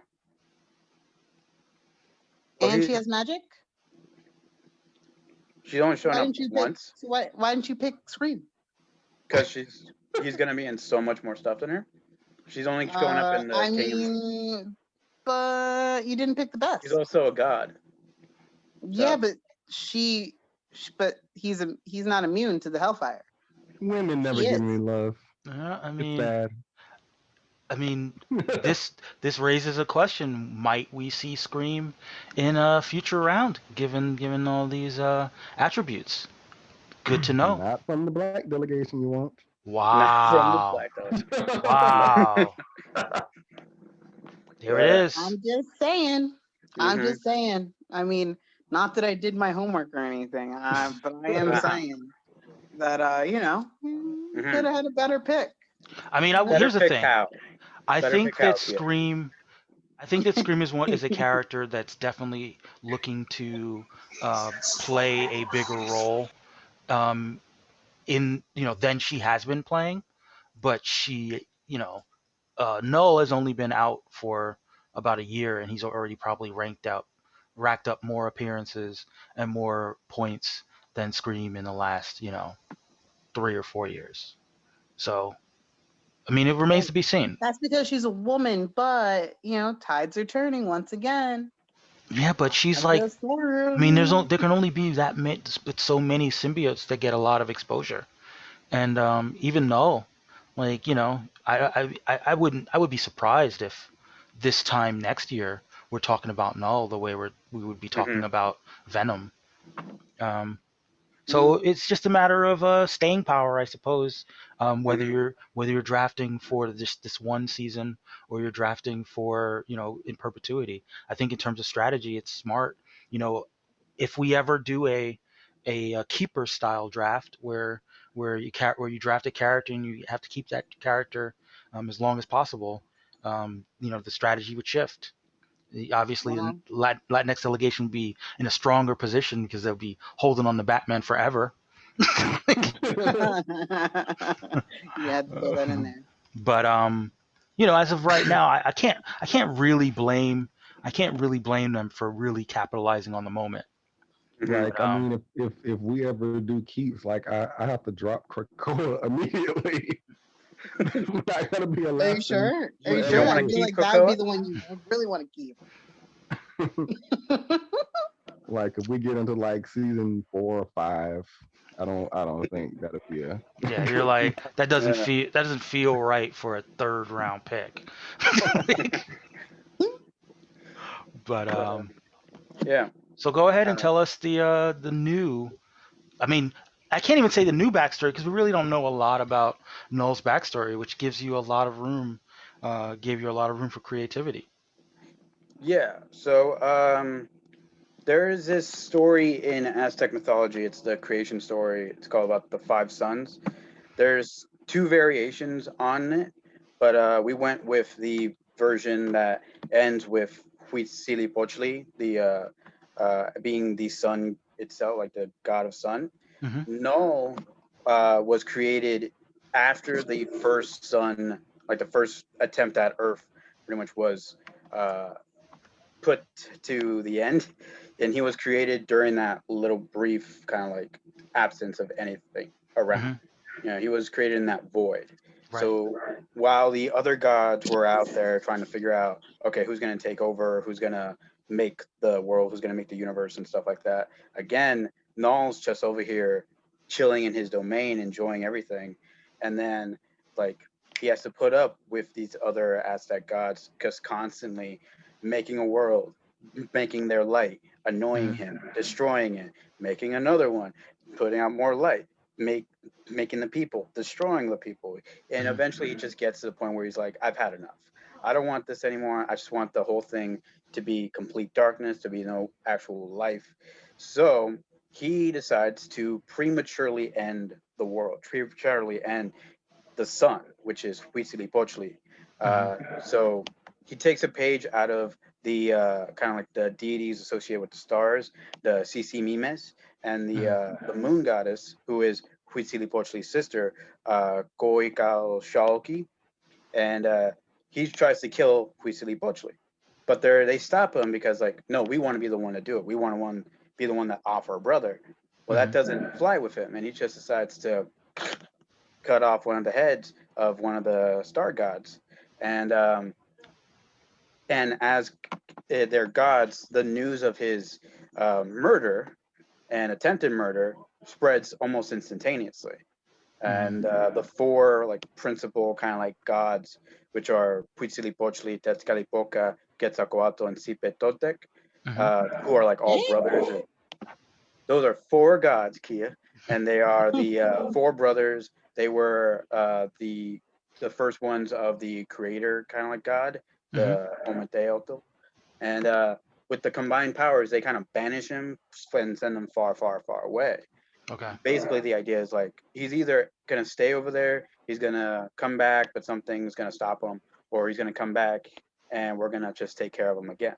So like we Right. just want to be gone with him, and so since he still had the head of the god of the star that he took with him when he got banished, he used the blood from that head and then used energy from the abyss to create all the symbiotes. And Hmm. he just starts making his way back to try and take vengeance on the Aztec gods and all the, like their creations and everything like that. And we the name, like, because Aztecs don't use swords, it Hmm. couldn't be like all black, like the The necro sword. necrosword. Hmm. So if you are all familiar with our Aquaman from last season and the Right. weapon we gave him, the Macahuito, which is basically this kind of like club with the obsidian blades on the side, kind of like a Hmm. almost like a chainsaw kind of thing. Right. Like you get into the neck and then just rip it. Hmm. Uh, so that's basically the weapon we gave him because that's like Right. arguably one of the most iconic kind of weapons in Aztec called like warfare. Hmm. And way Uh, better than a sword, actually. yeah, and then we also Randy changed, knows after all the people he's killed. and then oh, was that Just a kidding, confession? Randy. And then we also changed the name of the sword, so it's no longer all black. It's I'm a Tilil o Tocato, which is literally translates into black spider. Okay. Yeah, and that's actually a type of spider that is predominantly found in Mexico and other places in Central America. Hmm. So we just, since it You mean fit the with banana spider? The black banana spider? That one? the black banana spider. Yeah, like the really big, it's like really, banana spiders are all black and I think they're found around that region and they're really huge. I don't think that's what it is. Oh, okay.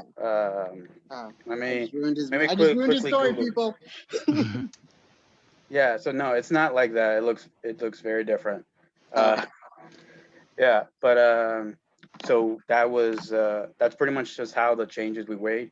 Like we Hmm. took that very basic thing of Right. his actual wiki and just basically just replaced the Celestials with the gods of the Aztec pantheon.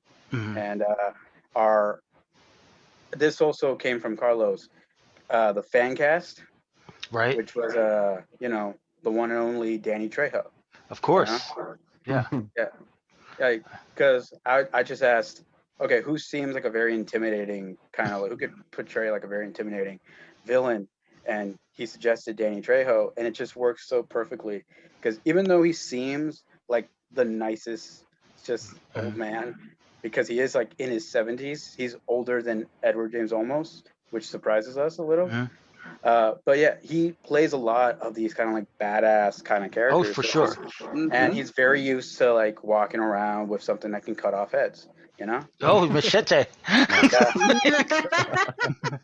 That's right. I forgot about that. So space machete, yeah, with symbiotes and dragons. Yeah. I mean, I, I'm I'm down. I'm I would I see that. totally see that. I mean, hopefully, it's been a while since Eli drew something for us, but Hmm. hopefully he can draw Null as a Space Machete, Hmm. um, riding a dragon, a symbiote dragon, and taking over the Earth, or I'm down you with know. dragons. So, oh yeah, of course. Yeah. So yeah, I mean, overall, it was a great backstory for a great pick, and I'm scared of you guys, man. Like, 16 appearances in 1 month is, whew. Yeah, and then like at least one in April, but that's just 17 over the case of 8 weeks. So it's like Mhm, a little over two appearances a week, which is mhm. more than some people are gonna get at In a all whole in the year. whole time. Yeah. Yeah, if only you had real competition. No, right? So, Well, we can't all be Batman. So that is No, true. That apparently is not. true. That's true. So, did I give the approval rating on that? I don't think I did. Not yet. no. So, the approval No. rating for that was only 75%. I was really shocked by that. Mm. 45% strongly approve, 30% somewhat approve, 5% somewhat disapprove, and 20% strongly disapprove. And that's straight up hateration holleration. Like, Mm. I can't see how someone would strongly disapprove of Null. Yeah, Um, I I only feel like somewhat disapproved. I feel like they don't have a proper appreciation of mythology. Cause like Mhm. I was like vibing with the whole. I'm like, oh yeah, okay, Aztec stuff. Okay, tell me some more. I want to know. That's interesting. So I'm like, even though I haven't really been keeping track of the Kenyan Black storyline as far as uh directly paying attention to the symbiotes. Like I've been, all the tie-in stuff, and that's really more where I've focused on. I still feel like the mythology aspect of who Null is himself, that kind of like, okay, I'm okay with that. I approve of this choice. yeah, and I feel like, I mean, I love the pick overall, but then, putting in the Danny Trejo thing right at the end was just like, Yeah. oh Yeah, wow, you put yeah. it way over the top with that one. So that's a win. That is a big win. Great job, Carlos. Oh Oh, yeah, Oh, and my hey, I'm it just was a going by what he said. collaboration. I'm just saying Still what woke up and just going chose by what he violence. said. And Martine, you did a great job. Yeah. and that, I guess, let's transition to the sixth pick of the round. Shade Uh, of it all. our friend Tamati in the Polynesian delegation. Uh, this is, I'll go ahead and make the announcement, and I'll leave it to you guys to give your reactions. It was Monica Rambeau Spectrum for the Polynesian delegation. WandaVision. All right, so Shep, what were your thoughts about this pick? Wait for the theme music. No, I switched areas. I had to leave. I hit 14 wins, and I decided was discretion was the better part of valor. Okay. So I rolled my black ass out before they started roll tide my ass. But I think it's a good pick. I mean, WandaVision's gonna go into March easy. I think at least the last issue. Okay. I feel there's gonna be some. Just like Wanda, it's a gamble. Are you gonna see anything or not? But I think with the exposure, they're gonna try to go ahead and at least have her show up in a couple of things. And is she in King of Black right now? That's the big question. I haven't seen her. Nothing like. Because she should be a big weapon. I mean, she is literally somebody that can change spectrums and could figure out a way to hurt them, Hmm. and Right. you can't be hurt by them. Really? I Yeah, mean, she should be a Yep. big gun. She should be one of the big guns in that series. But you know how Marvel does when it comes to both her and Blue Marvel. Like yeah, they're in and they're out, and you know yeah. it's There's a Negro quote on both sides of Marvel and DC. yeah. Yes, So, sadly. but like you said, maybe with WandaVision, maybe with Tiana Paris's popularity, they'll give her a push, and maybe that'll coincide with the spring.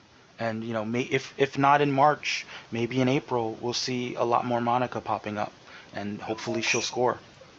Yeah, What like about you? like in Ooh, wait. my heart says it's a good pick, but T and I, both being military people, we keep actually score, and and plus we both want to beat Martine because he's our only competition. Mhm. And so, Mm. and so I do wonder if she's going to score any points, except for maybe some. When does WandaVision end? Did they give a date? I know they said how many I episodes, but what think date it's is like that? it's either the first or second week of March, so it's Yeah, not going to be a lot. yeah. I think Yeah. I think the first Friday. I think the first Friday in March is the finale. Yeah, Hmm. so Wait, I figure that's when we're gonna between the last and the second last episode is when we're gonna see her powered up and doing things, which will get her the maximum amount of points. But outside of that, like I said, in my heart because he always writes good stuff and he finds a way to put him in the mythology. I like it, but I also like for the fact that I know he's not going to score points against us. So good job. And Randy, did you have thoughts about this pick? Well, I mean, like I say, if I had anybody potentially pick up Monica Rambeau other than the Black delegation, I'm happy that it's Tomati because of course, his storytelling skills are world renowned. So I appreciate at least his ability to bring a new aspect to her character. Right. What what about was you? the story? We did not get a backstory this week, but Oh, I hear we're still going to get a oh, backstory. We just, oh, I know. oh. You see, you pick Monica, and all of a sudden you're on CP time. See what happens? Disappointed. you know. Mm, But mm-mm. what about you, Martine? What did you think about the pick? Good pick. Disappointed in the lack of backstory. I was expecting more from Tomati, but Yeah. but yeah, I mean, uh, I feel like it is like one of those things that is like, okay, good character. Not sure how much she's gonna Yeah. be. I think if I could be wrong, but if memory serves me, I think she is gonna be in the Captain Marvel issue that's gonna come out in March at least. I Okay. think, Mm. but after that, who really knows? Right. Because What happened? I remember hearing something about her showing up in I think it was Symbiote Spider-Man or something like that. What happened with that? I don't mm, know. that was This good. is this is more. This was recently. I believe so. Like either it was just passed recently or is almost on its way. But it was like I think it Yeah, was there was a cover. I mean, Yeah. Randy's right. There was a cover. It's old classic silver with the black starburst on the chest with the afro kind of thing. Okay. ah okay. Yeah, because those stories, the symbiote Spider-Man stories, are set in the past. Mm, So I've been a little bit behind on those because I haven't honestly been that entertained by that book. But you know, I'll give it a look. I'll go back and see whether she's got some more appearances coming up. But yeah, I like I said, I like the pick. It's a sixth round, so it's not too far, not mm, too high up in terms of priority. But hopefully we get a cool backstory, and hopefully she gets a bump in popularity after her appearance on WandaVision, and we can see some more out of her. mm. Now, I did not, I realize, read from the wiki, and I'm not going to do the sound effect.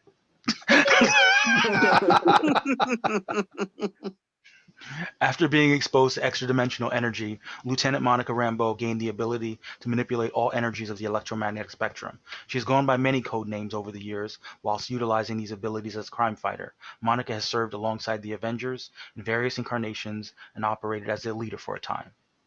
So that's what I'm sure that Tomati's going to clear that bar in terms of the backstory. Hmm. So in terms of the approval rating, I forgot to read that. The results might surprise you.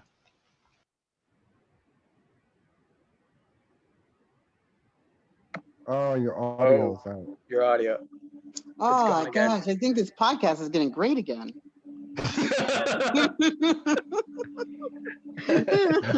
The approval rating is There we go. 41.1%. Um, Oh. so Yeah, that was only 17.6% strongly approve, 23.5% somewhat approve, And the rest are haters. 17.6% somewhat disapprove, and 41.2% strongly disapprove. You see, when you say hater, Randy, but I think that those might be people who are upset about a black woman I being taken mean, away from the black yeah, delegation. but I mean, as much as I hate to see it just from a black delegation perspective, again, I go back to like if anybody like I could see if it was like the white delegation, then I would be legitimately mad because I know that she's gonna have her story all twisted and turned every kind of way. But at least uh you can know that the Polynesian delegation is going to like put a new and respectful spin on the character. I don't know. I mean, we saw last season with Blue Marvel. It didn't necessarily go that route. So, just saying. Just saying. Can't they're not always winners, Randy. Yeah, yeah, true. So I didn't strongly disapprove, but I don't think I approved. So, but let's move on to your pick, Randy. Your pick might Hmm. have been my favorite pick of the entire round. Yara Floor, Whoa. the Wonder Woman of the future, the Wonder Girl of the present, the brand new rising star of the DC universe. Let's go ahead and dive in on her backstory, her wiki, as it were.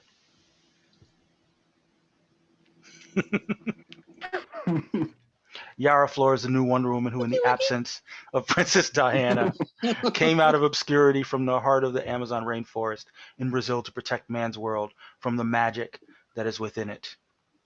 She is not from the island of Themyscira, but from the rainforests of the Amazon in South America. She's a faithful winged steed, Jerry, and along with her friend Kaipora, a forest guardian spirit, Yara Flor travels to the underworld to rescue one of her Themyscirian sisters from the clutches of Hades, the Olympian god of the dead. Hades. What up, Hades? Wait. The clutches of AIDS. Yara is also an active member of the Justice League, although in the new rules of this is all from Future State, sorry. The new rules of the Justice League forbade fraternization among its members as a way to protect them individually and not having to go through the same tragedy that resulted in the dissolution of the previous league. Wonder Woman and Superman, John Kent, became friends. It's also worth noting that despite being always willing to work with her colleagues in the league, Yara is not very happy to be part of it. I Mm, mean, there's a huge part of her story that is yet to be revealed. yeah. We'll probably see a lot of it in this Wonder Girl ongoing that's due to launch right after Future State. As we know, she has a CW show in development. Hmm. She's a rising star, and she's the Wonder Woman of Brazil, as it were. And as we often talk, as we often mention, there are Black Brazilians, and Hmm. Yeah, Yara what's your Flor. backstory, Randy? Yeah. When I got one, you'll get one. Mm, Wait, Ah. so you don't have a backstory? I do not. I just wanted to clarify. Okay, cool. Hmm. Okay. no. But you know what? But you know what he does have? Points. That part. Just want to make sure. All right. That's true. It would have been better had Randy said that, but we'll give it to him. We'll give it to him. Now, Martine, Yeah. you've got some insight into what's happening on the FCL side or the appearances. What are we looking at for projected appearances for Yara Flor? From what I can tell, just maybe the Wonder Woman series, which is once a month. Wonder Girls has not been officially started yet. It's not in the solicitations for March. The ones in April came out a couple days ago, and there's no Wonder Girl in there either. So, Hmm. you know, Oh, that's interesting. it is interesting. So maybe Isn't not it? points. Maybe a bit Maybe. premature. Oh, maybe but I would imagine that if is it comes out of Future State as popular as Mm, she's been going into Future State, they'll yeah, find a way to get her into some books, probably in a Titans book. maybe. Maybe definitely maybe even like in the Wonder Woman digital series that because that Oh is yeah, only just started up this month. that's So right. and it's a weekly thing if I remember correctly. So she Hmm. Yeah, could show up there. that's Sensational Woman. Did Sensational you say Wonder Sensational Wonder Wonder. Woman. Woman in Sensational. points? Hmm? Did you say Wonder Woman in points? I'm just uh, but yeah, but then again, we don't really know exactly know how long that series is gonna last. Because Do you say some of Wonder the Woman in points? It's all I heard. Everything else you said. Points.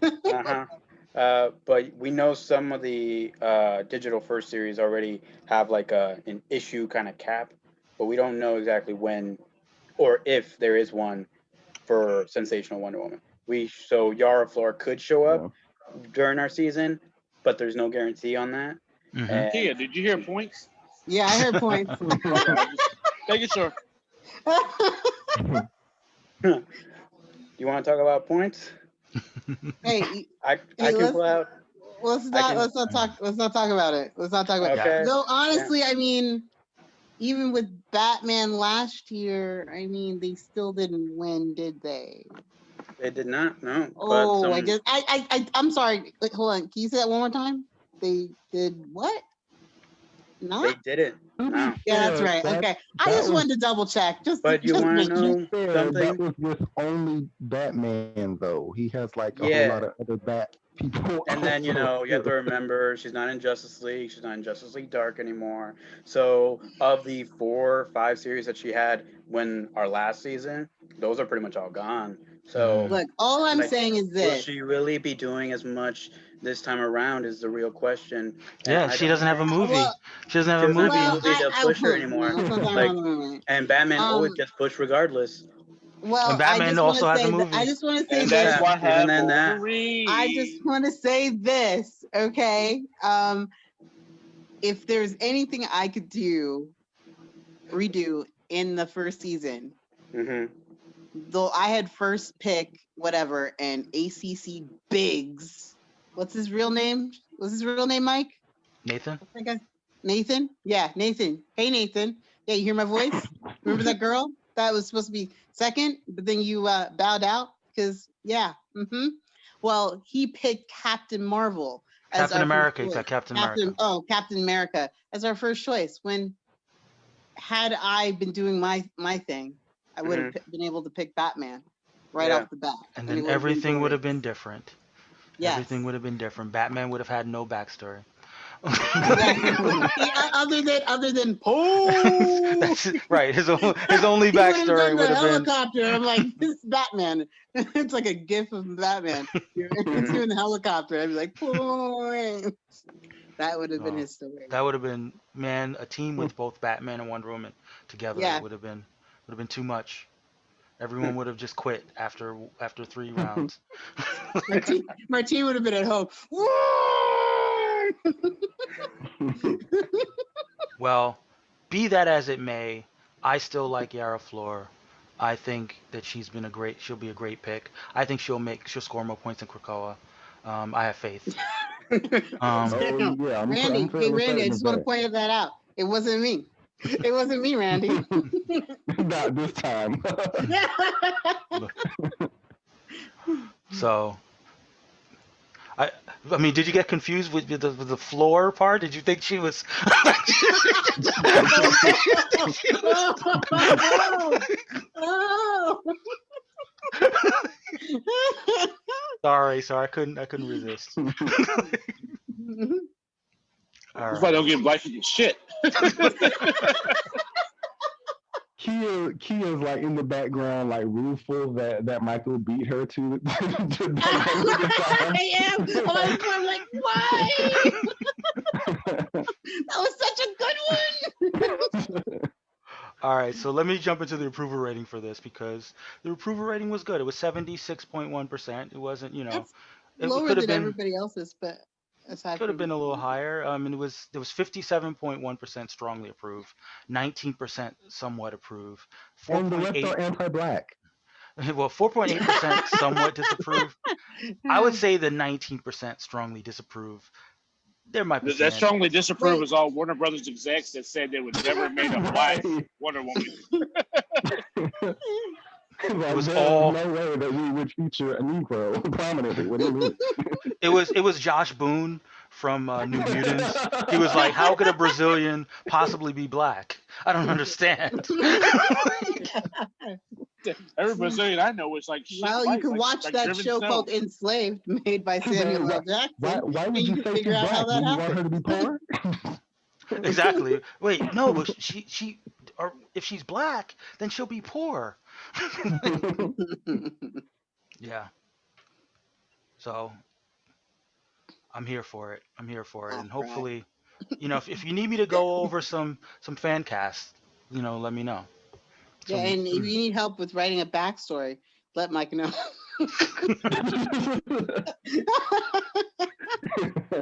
And I'm just saying I'd be willing to Google Brazilian You would be Brazilian. willing to make the sacrifice of Googling he's beautiful he's Brazilian women he won't even for the Google that king. far. He'll go like really good looking Brazilians, and he'll go to the one girl that was playing the volleyball, and she like it's just a picture of her butt. Like he'll be like, oh, this one. Her booty has character. I feel like she could portray y'all very well. Oh yes, you are Megan Thee Stallion fan. I want to be on this panel, just for science. for science. What is the Portuguese for Busset challenge? Like what? How do you say that? Bust it. I speak Spanish, man. I don't know. I'm not that kind of Latinx. Well, that was fun. And I guess there's just a couple more picks in the round. Shep, you're up. Tell us about multiracial All right. Conan. Multiracial pick the Avengers Quinjets. No, dude.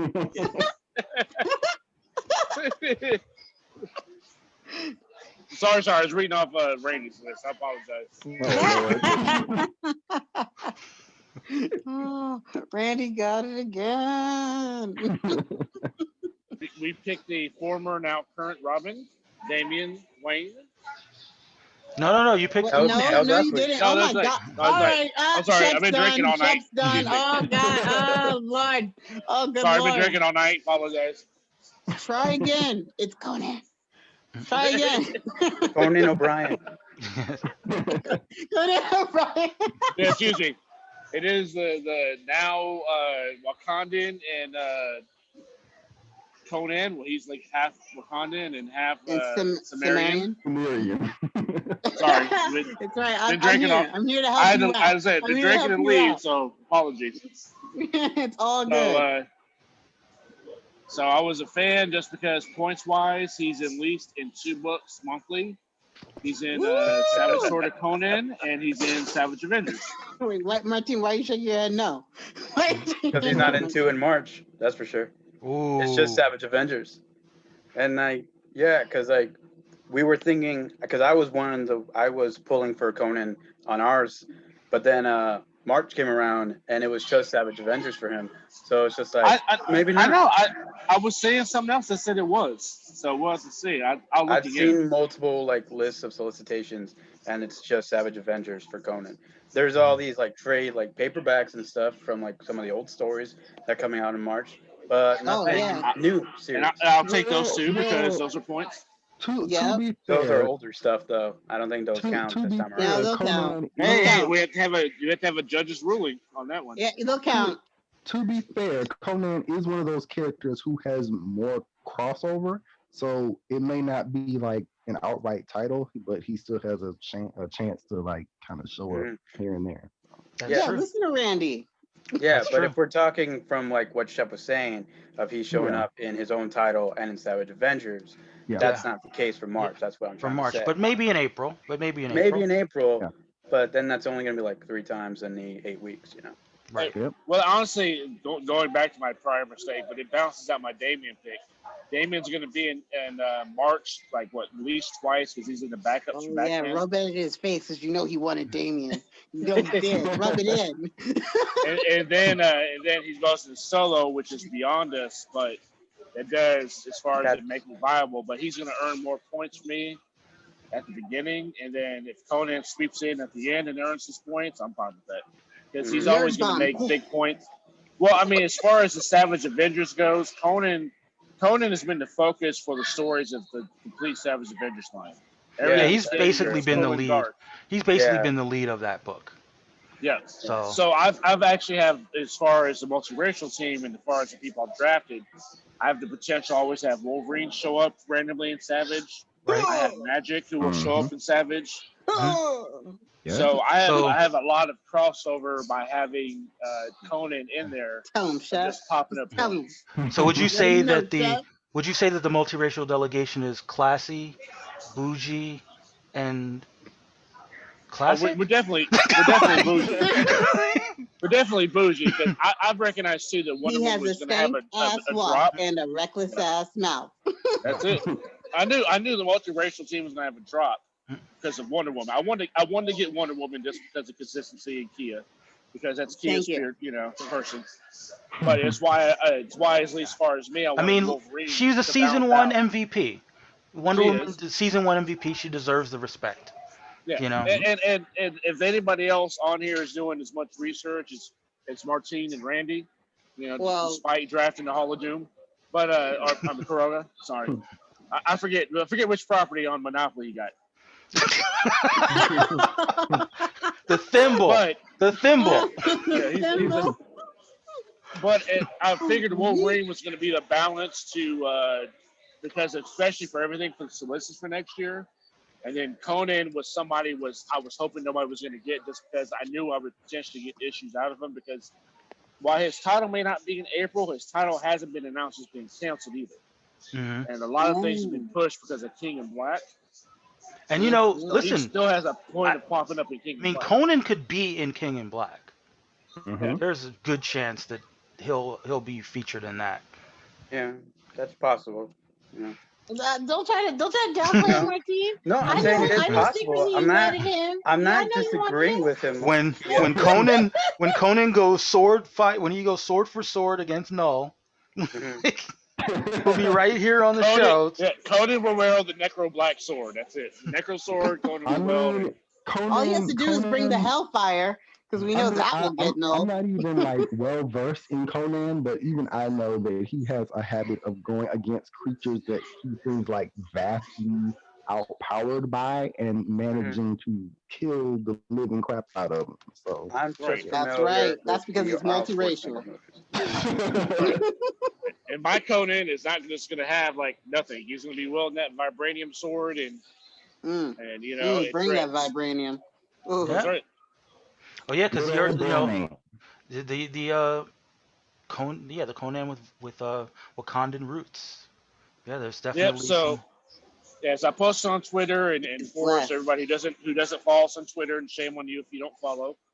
But then he's gonna. So original when Marvel had Conan back in the day, they had said that the original Mashinga, which is the first actual recognized Black Panther, existed during the time of the Sumerian Age, the time of the Age Forgotten. So he was a contemporary of Conan.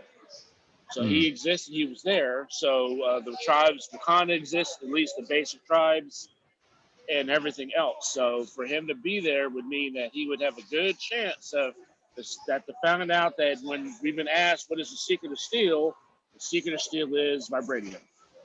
Nice. That's how it goes. And I would be remiss.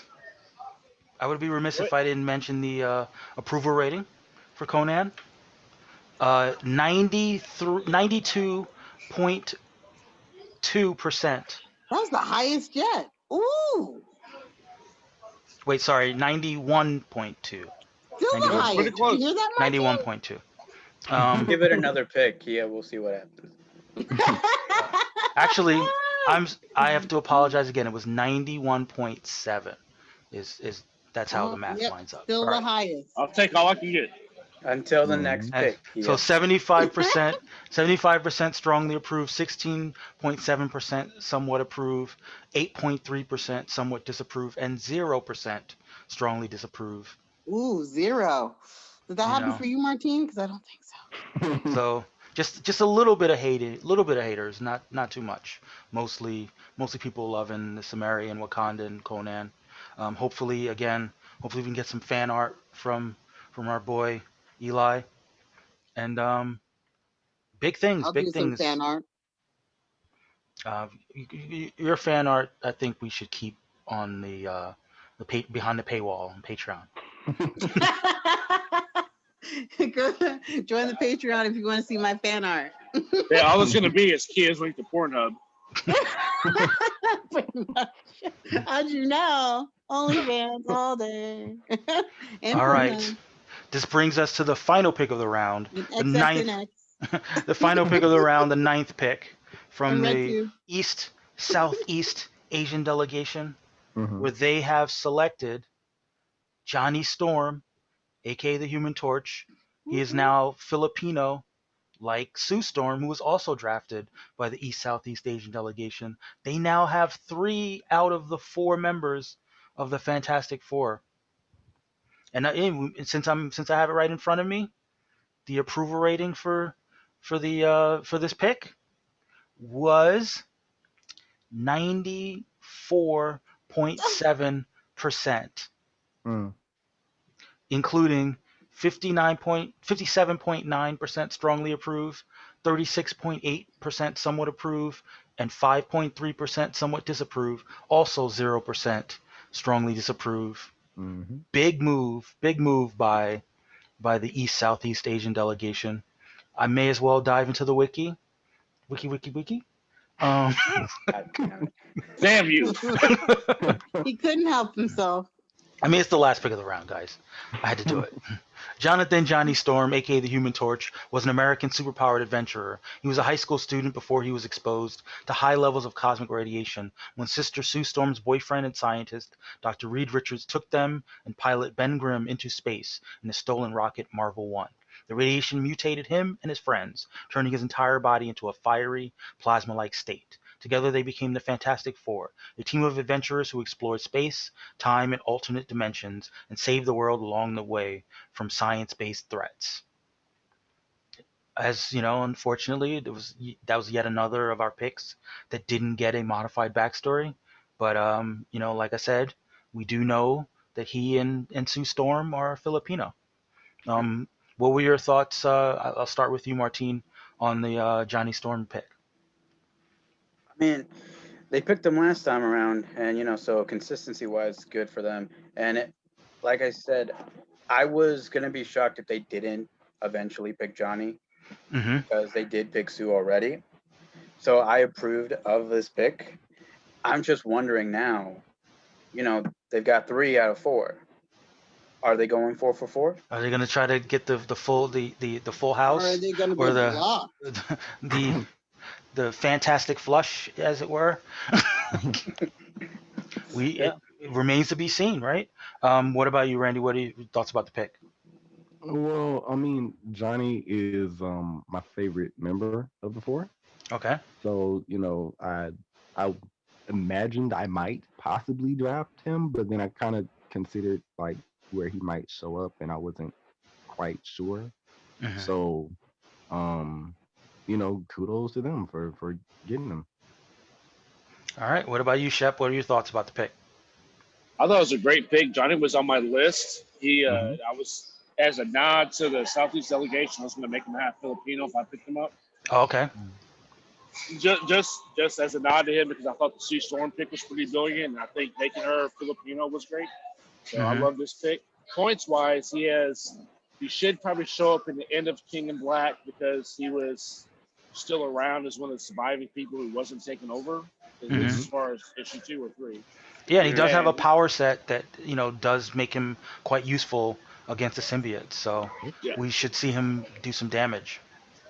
and I kind of do wonder if he's going to show up in the new Spider-Man after he switches over costumes because he is of the most of outside, like say Sue, outside of Sue and Reed, he is probably who I've seen tied for first to show up with other issues. Right. He's number two. He's Yeah. probably number two as far as being tied to randomly show up in Spider-Man for no reason, just at least talk or walk around. I could see Spider-Man with Spider-Man's new costume. It'd be really hard to say that Johnny doesn't show up to make some kind of comment to represent us as a reader. Hmm. So, Yeah, so that's a I good think it's a point. great pick. And again, the Asian delegation, they've got. I'm sorry, the East Southeast Asian delegation. They also have Spider-Man on their side. So they're that like there's a little bit of a Asian solidarity with these two sort of best friend characters. And, I like the synergy. What about you, Kia? What you Asian think double of the dip. what you think about the pick for the East Southeast Asian delegation? Good job. That is all. So yeah, I mean, there we have it. There were the 9 picks of round 6, and we had some heavy hitters. We had some big players. We had some people that I think are going to be among the delegation's top scorers. So it's got everything that you would want except maybe backstories. But Yeah, it's just the one. just the one backstory. But I'm happy. We're happy to have you. We're happy to have you, Martine. Mhm. Um, I guess now's a good time as any to talk about what we expect or what we'd like to see. Actually, gotta ask, Randy, you have not given us a poll yet. Are That is you correct. are Yes, you interested in giving us a poll for this coming round? Mike, are you I gonna take that will. poll? I will happily give you my poll. Okay. So Okay. Listen, that hey, was hey, that was hey, that hey, was hey, that was listeners, unexpected. listeners, and the people. That's called Randy, consent. charge money for it. That Your is poll is called worth money. consent. Don't degrade yourself. Yes. Um, that's right. Get That's your right, only Kia. get your OnlyFans going. That is what we like to call affirmative consent. And this kids. That's how you offer the poll. Um, okay. but Called So game. That's I called my game. choices. wait, My wait, give my me wait, give me a second. Give me a second. right. Yeah. Take it slow. Take it slow. Yeah, you can't just throw the Yeah. poll out there. Yeah, You just, exactly. you just gotta Make sure you take a gotta deep breath and let it go. slowly reveal the poll. Right, Mhm. take a breath and let it go, and don't Mhm. choke on the pole. Don't be too harsh. This is my first Yeah. time. Yeah, just don't whip it out. Just don't whip the poll out. Just all right. Now we're ready. Who is the First first? pick Yes. is Professor X. Ooh, Professor Charles Xavier. Okay. Second pick Wait. is I gotta ask some questions. I gotta, Whoa, so whoa, whoa. you Yeah, gotta yeah. you gotta How do you, There's yeah, a you preview. have to talk to protocol, him. Randy. You have to talk to him. You have Yeah, to tell him what you like. yeah.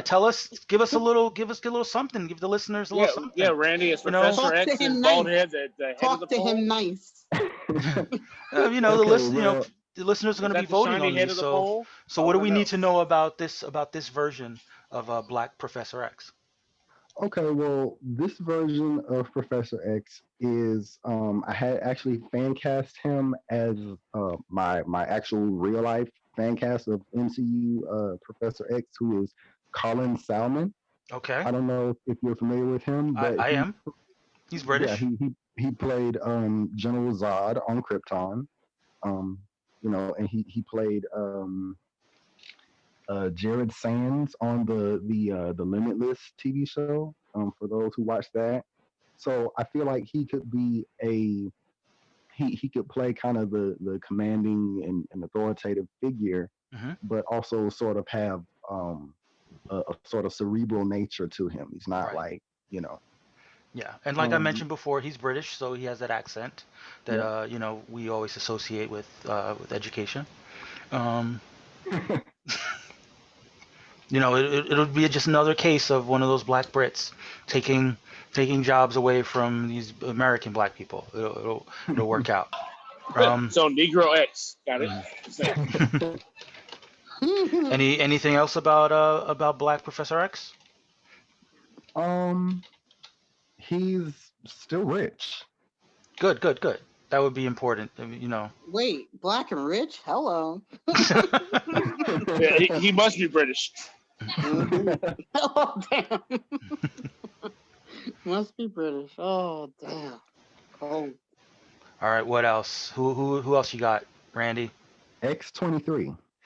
Laura Kinney. Yep. Is your mom? Is your mom gonna die, and then is it only gonna be, is Negro her Reed, dad you gonna got be it. her savior? Said Negro Reed. Got it. So tell us about our X-23. Well, she's a young black woman who's being experimented on and treated like she's less than human. So I couldn't kind of, imagine that ever happening to a black person. I, So I I I mean, know it's a this is really a stretch. stretch. It's really a stretch. I'm gonna really try to wrap my mind around the idea Our of. healthcare is so good. I don't understand. Where did you come from, Randy? Mm, And she also happens to be aggressive and violent and have claws. So mm, wow, that's hard. That's hard to really get to. I'm gonna tr- I'm gonna do my best. Listeners, do your best to imagine X-23 as a angry, violent black girl who's been misunderstood and objectified and turned into a thing rather than a person. If you can possibly Wait, did you imagine. just call her Kia? Yeah, said Kia's your fan cast? Is it No, what you're I saying? don't like. Kia Lisa's the fan cast? Yeah, that's what it sounds like. um, all right, so X-23 Sad it is. guy. Who's next up? America Chavez. What? Oh What? shit! Shot across the back. Oh yeah, shit. Shot across the back. What? Oh gosh. That just because he gave us three-quarters of his pole doesn't mean that it's going all the way up his back. Yeah, it does mean the credit scores drop though. Um, all right. Oh. So Afro Latina America Chavez, I assume, right? Yep. Or is she just gonna go? Or just gonna go full black? You're just gonna kick all the no? I'm not getting rid of the Why sazon. can be I'm, Nigerian? All I'm Why gonna right. can't keep they it. be Nigerian and shit? Like, huh? How about that? All right. I'm just checking, just making sure. Afro Latina,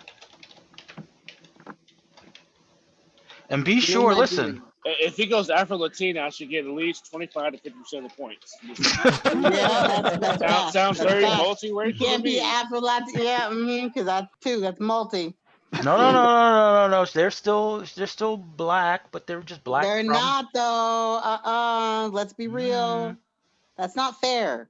They're multi. You need to accept both sides. That's right. The whole country of the Dominican Republic has a word to say about this. Yes. Because them niggas is darker than me. well, clearly, the flag that she wears is why red. can't she be Haitian? The How flag about that that? she wears is red, black, and green. We already know what she identifies as, so there it is. America Chavez. Um, all right, last up. um, Dane Whitman, the Black Knight. Really? Okay. Oh, Martine just crossed somebody off his Oh, list. Oh, I shit. saw that. That was a He's, look of I just crossed somebody off my list. he's the Blacker Knight. Oh. So the Black Knight is actually black. Okay. That is Not And the correct. Black Knight, the Blackest Knight. and he And wields the he ebony wields the ebony blade. blade. The ebony Exactly. blade. He Mm. wields the Negro blade. I got it. Not to be confused with the jet blade. You know, In Jet Magazine. exactly. He wields the Ebony. Ebony Magazine blade. I got it. Somebody is Right, on right. Ebony magazine. Yeah. It says roll up Ebony Magazine from like 82. Yeah. He upgrades to the king blade later on. Which is just Richard Pryor inhabiting the blade. Yeah. Shit. All right, Dane Whitman, the Black Knight. All right, this is a nice eclectic mix of characters. I have my preference into who I might want to see, but hopefully you, the listener, you guys make your opinion known. We're gonna have this poll up. By the time you hear this podcast, the poll will probably be up, and The you poll's can. already up. Mike, Mike, come on. And We're Randy all once on Jones, you can Zoom keep the here, poll up too Mike. We long. can see you. and once the poll is up, do your thing on the poll. You know, Right. Jump up and down on the exercise the poll, jump up and down on it, make your voice heard. Clap. Take the Make poll the to the booty clap. face if you really care about it. yeah, you know. So I'm hoping that over the course of the week, everyone, everyone does what they need with the poll to get what they That's want called out I of slip it. and hope slide. I hope that their handling of my poll yields pleasurable results. Exactly. Thank He's you, like, Randy. handle it gingerly. Handle it gingerly. I mean, I don't mind if they get a tad rough. Just remember, everybody, you can be rough, but no teeth. That's just true. So take out those dentures. And that, of course, will now bring us to what we would like to see in round 7 of the racial draft. I guess I'll start with you, Kia. Are you sure? You sure you want to start with me? 'Cause you know what I want to see? I want to see real polls and round 7. Oh, I that mean, means you're up, Randy. oh, no, actually, for round 7, I actually would like to see, Martine actually just, pick somebody at random. Like, pick somebody that doesn't get points. I mean, like, he is so about the actual thing that I put in place season 1 that, like, he will not go away from that actual like plan. Strategy. That's He's like, if there's no book, there's no love. Like, where are all your green lanterns and all your green everything? And I mean, like, seriously, where are your people? Like, come on. Where's your Donna Deadly? You didn't just come here, Martine, to win. You also came out here because you love comics. What about those people that need exposure? Help them out. Help them out, Martine. Martine, do you have a retort? I mean, who knows? I mean, we now know what's going on with the Green Lanterns in April too. So Hmm.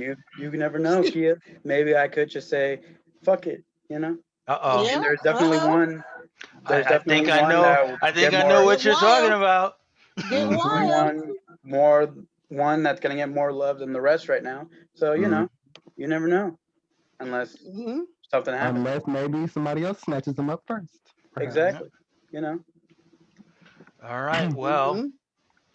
what See, about you, Shep? What would you like to see in the 7th round? I predict because the whole thing's going to flip and the Southeast He said delegation yes. is going to pick first, right? Yes. Understand? With the yeah. So With I predict that they're going to go ahead and probably pick the thing and finish off the Fantastic Four. yeah. Mhm. For the Martine for Marvel as a Coles.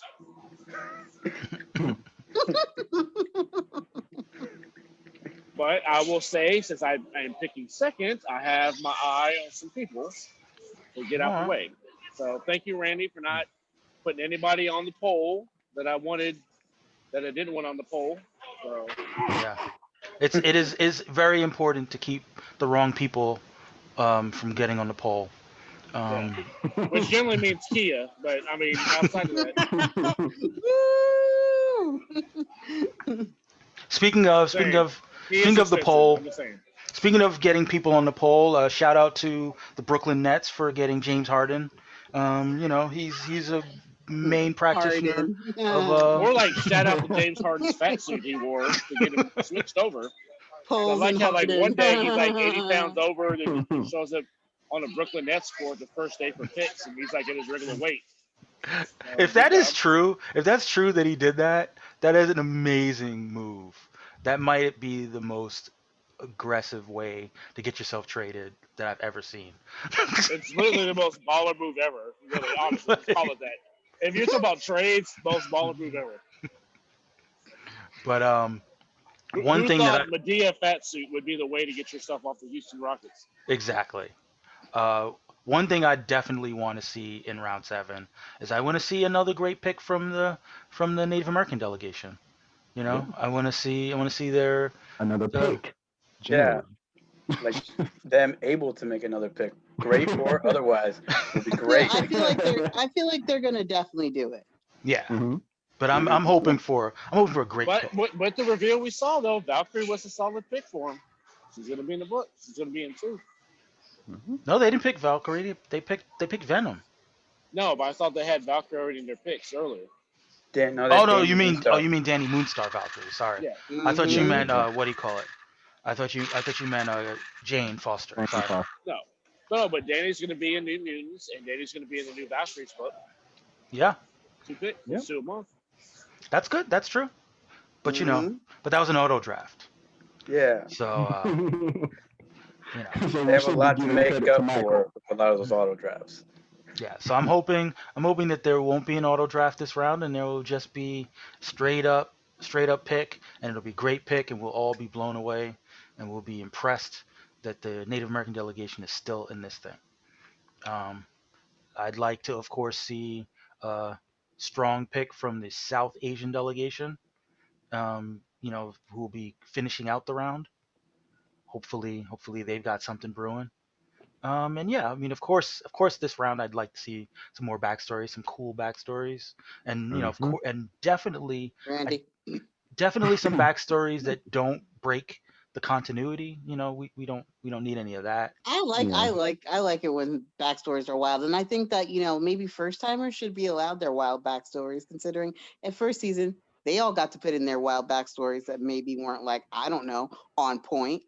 I know I think if it's your first season, I think if it's your Right, first right. season, you That's should be how no, we allowed to do put it. that's in why I whatever had story you want. that's why I had to put the hammer down to make sure that we didn't get all these shenanigans. Like, Or else you end up with the one above all. exactly. You I'm so know. happy that somebody actually did that. I kept mentioning it. I was like, oh, what a bubble. You know. So good. Fingers crossed that we won't get any more non-canon, no more non-canon picks, and no more non-canon backstories. And people will come off, will really play nice with continuity. Talk to me nice. But I think we're coming to a close. I think we've covered every angle. We've covered every angle of the sixth round, and we're looking forward to the seventh round. And anyone have any final thoughts? Shep, I'll let you and your theme music, um, you know, give us lead us off with the final thoughts, or not, um, or I'll try to do a backstory best as I can, Try.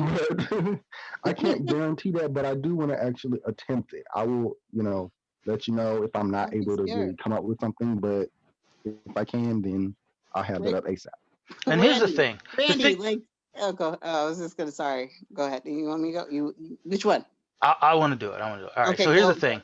Don't be intimidated by Martine and Tomati's backstory. They really do set the bar super high, but all you need is just to put just put a little flavor, sprinkle a little black flavor on it. You don't have to go all the way, and completely reinvent the wheel. Just figure out where the black I flavor mean, it's goes. it's it's less Yeah. that it's less that because of course I respect their ability to come up with the good backstories and of course, but more than anything, I don't want to. I don't know. I guess I want to be able to rethink the story without like erasing some of the things that really kind of stand out from the original culture that they come from. Mm-hmm. So I mean, I guess it's kind of difficult to toe that Well, line, and maybe I might, just kind of throw care to the wind and just go to. Yeah. Randy, See, just know Zoom. that you are.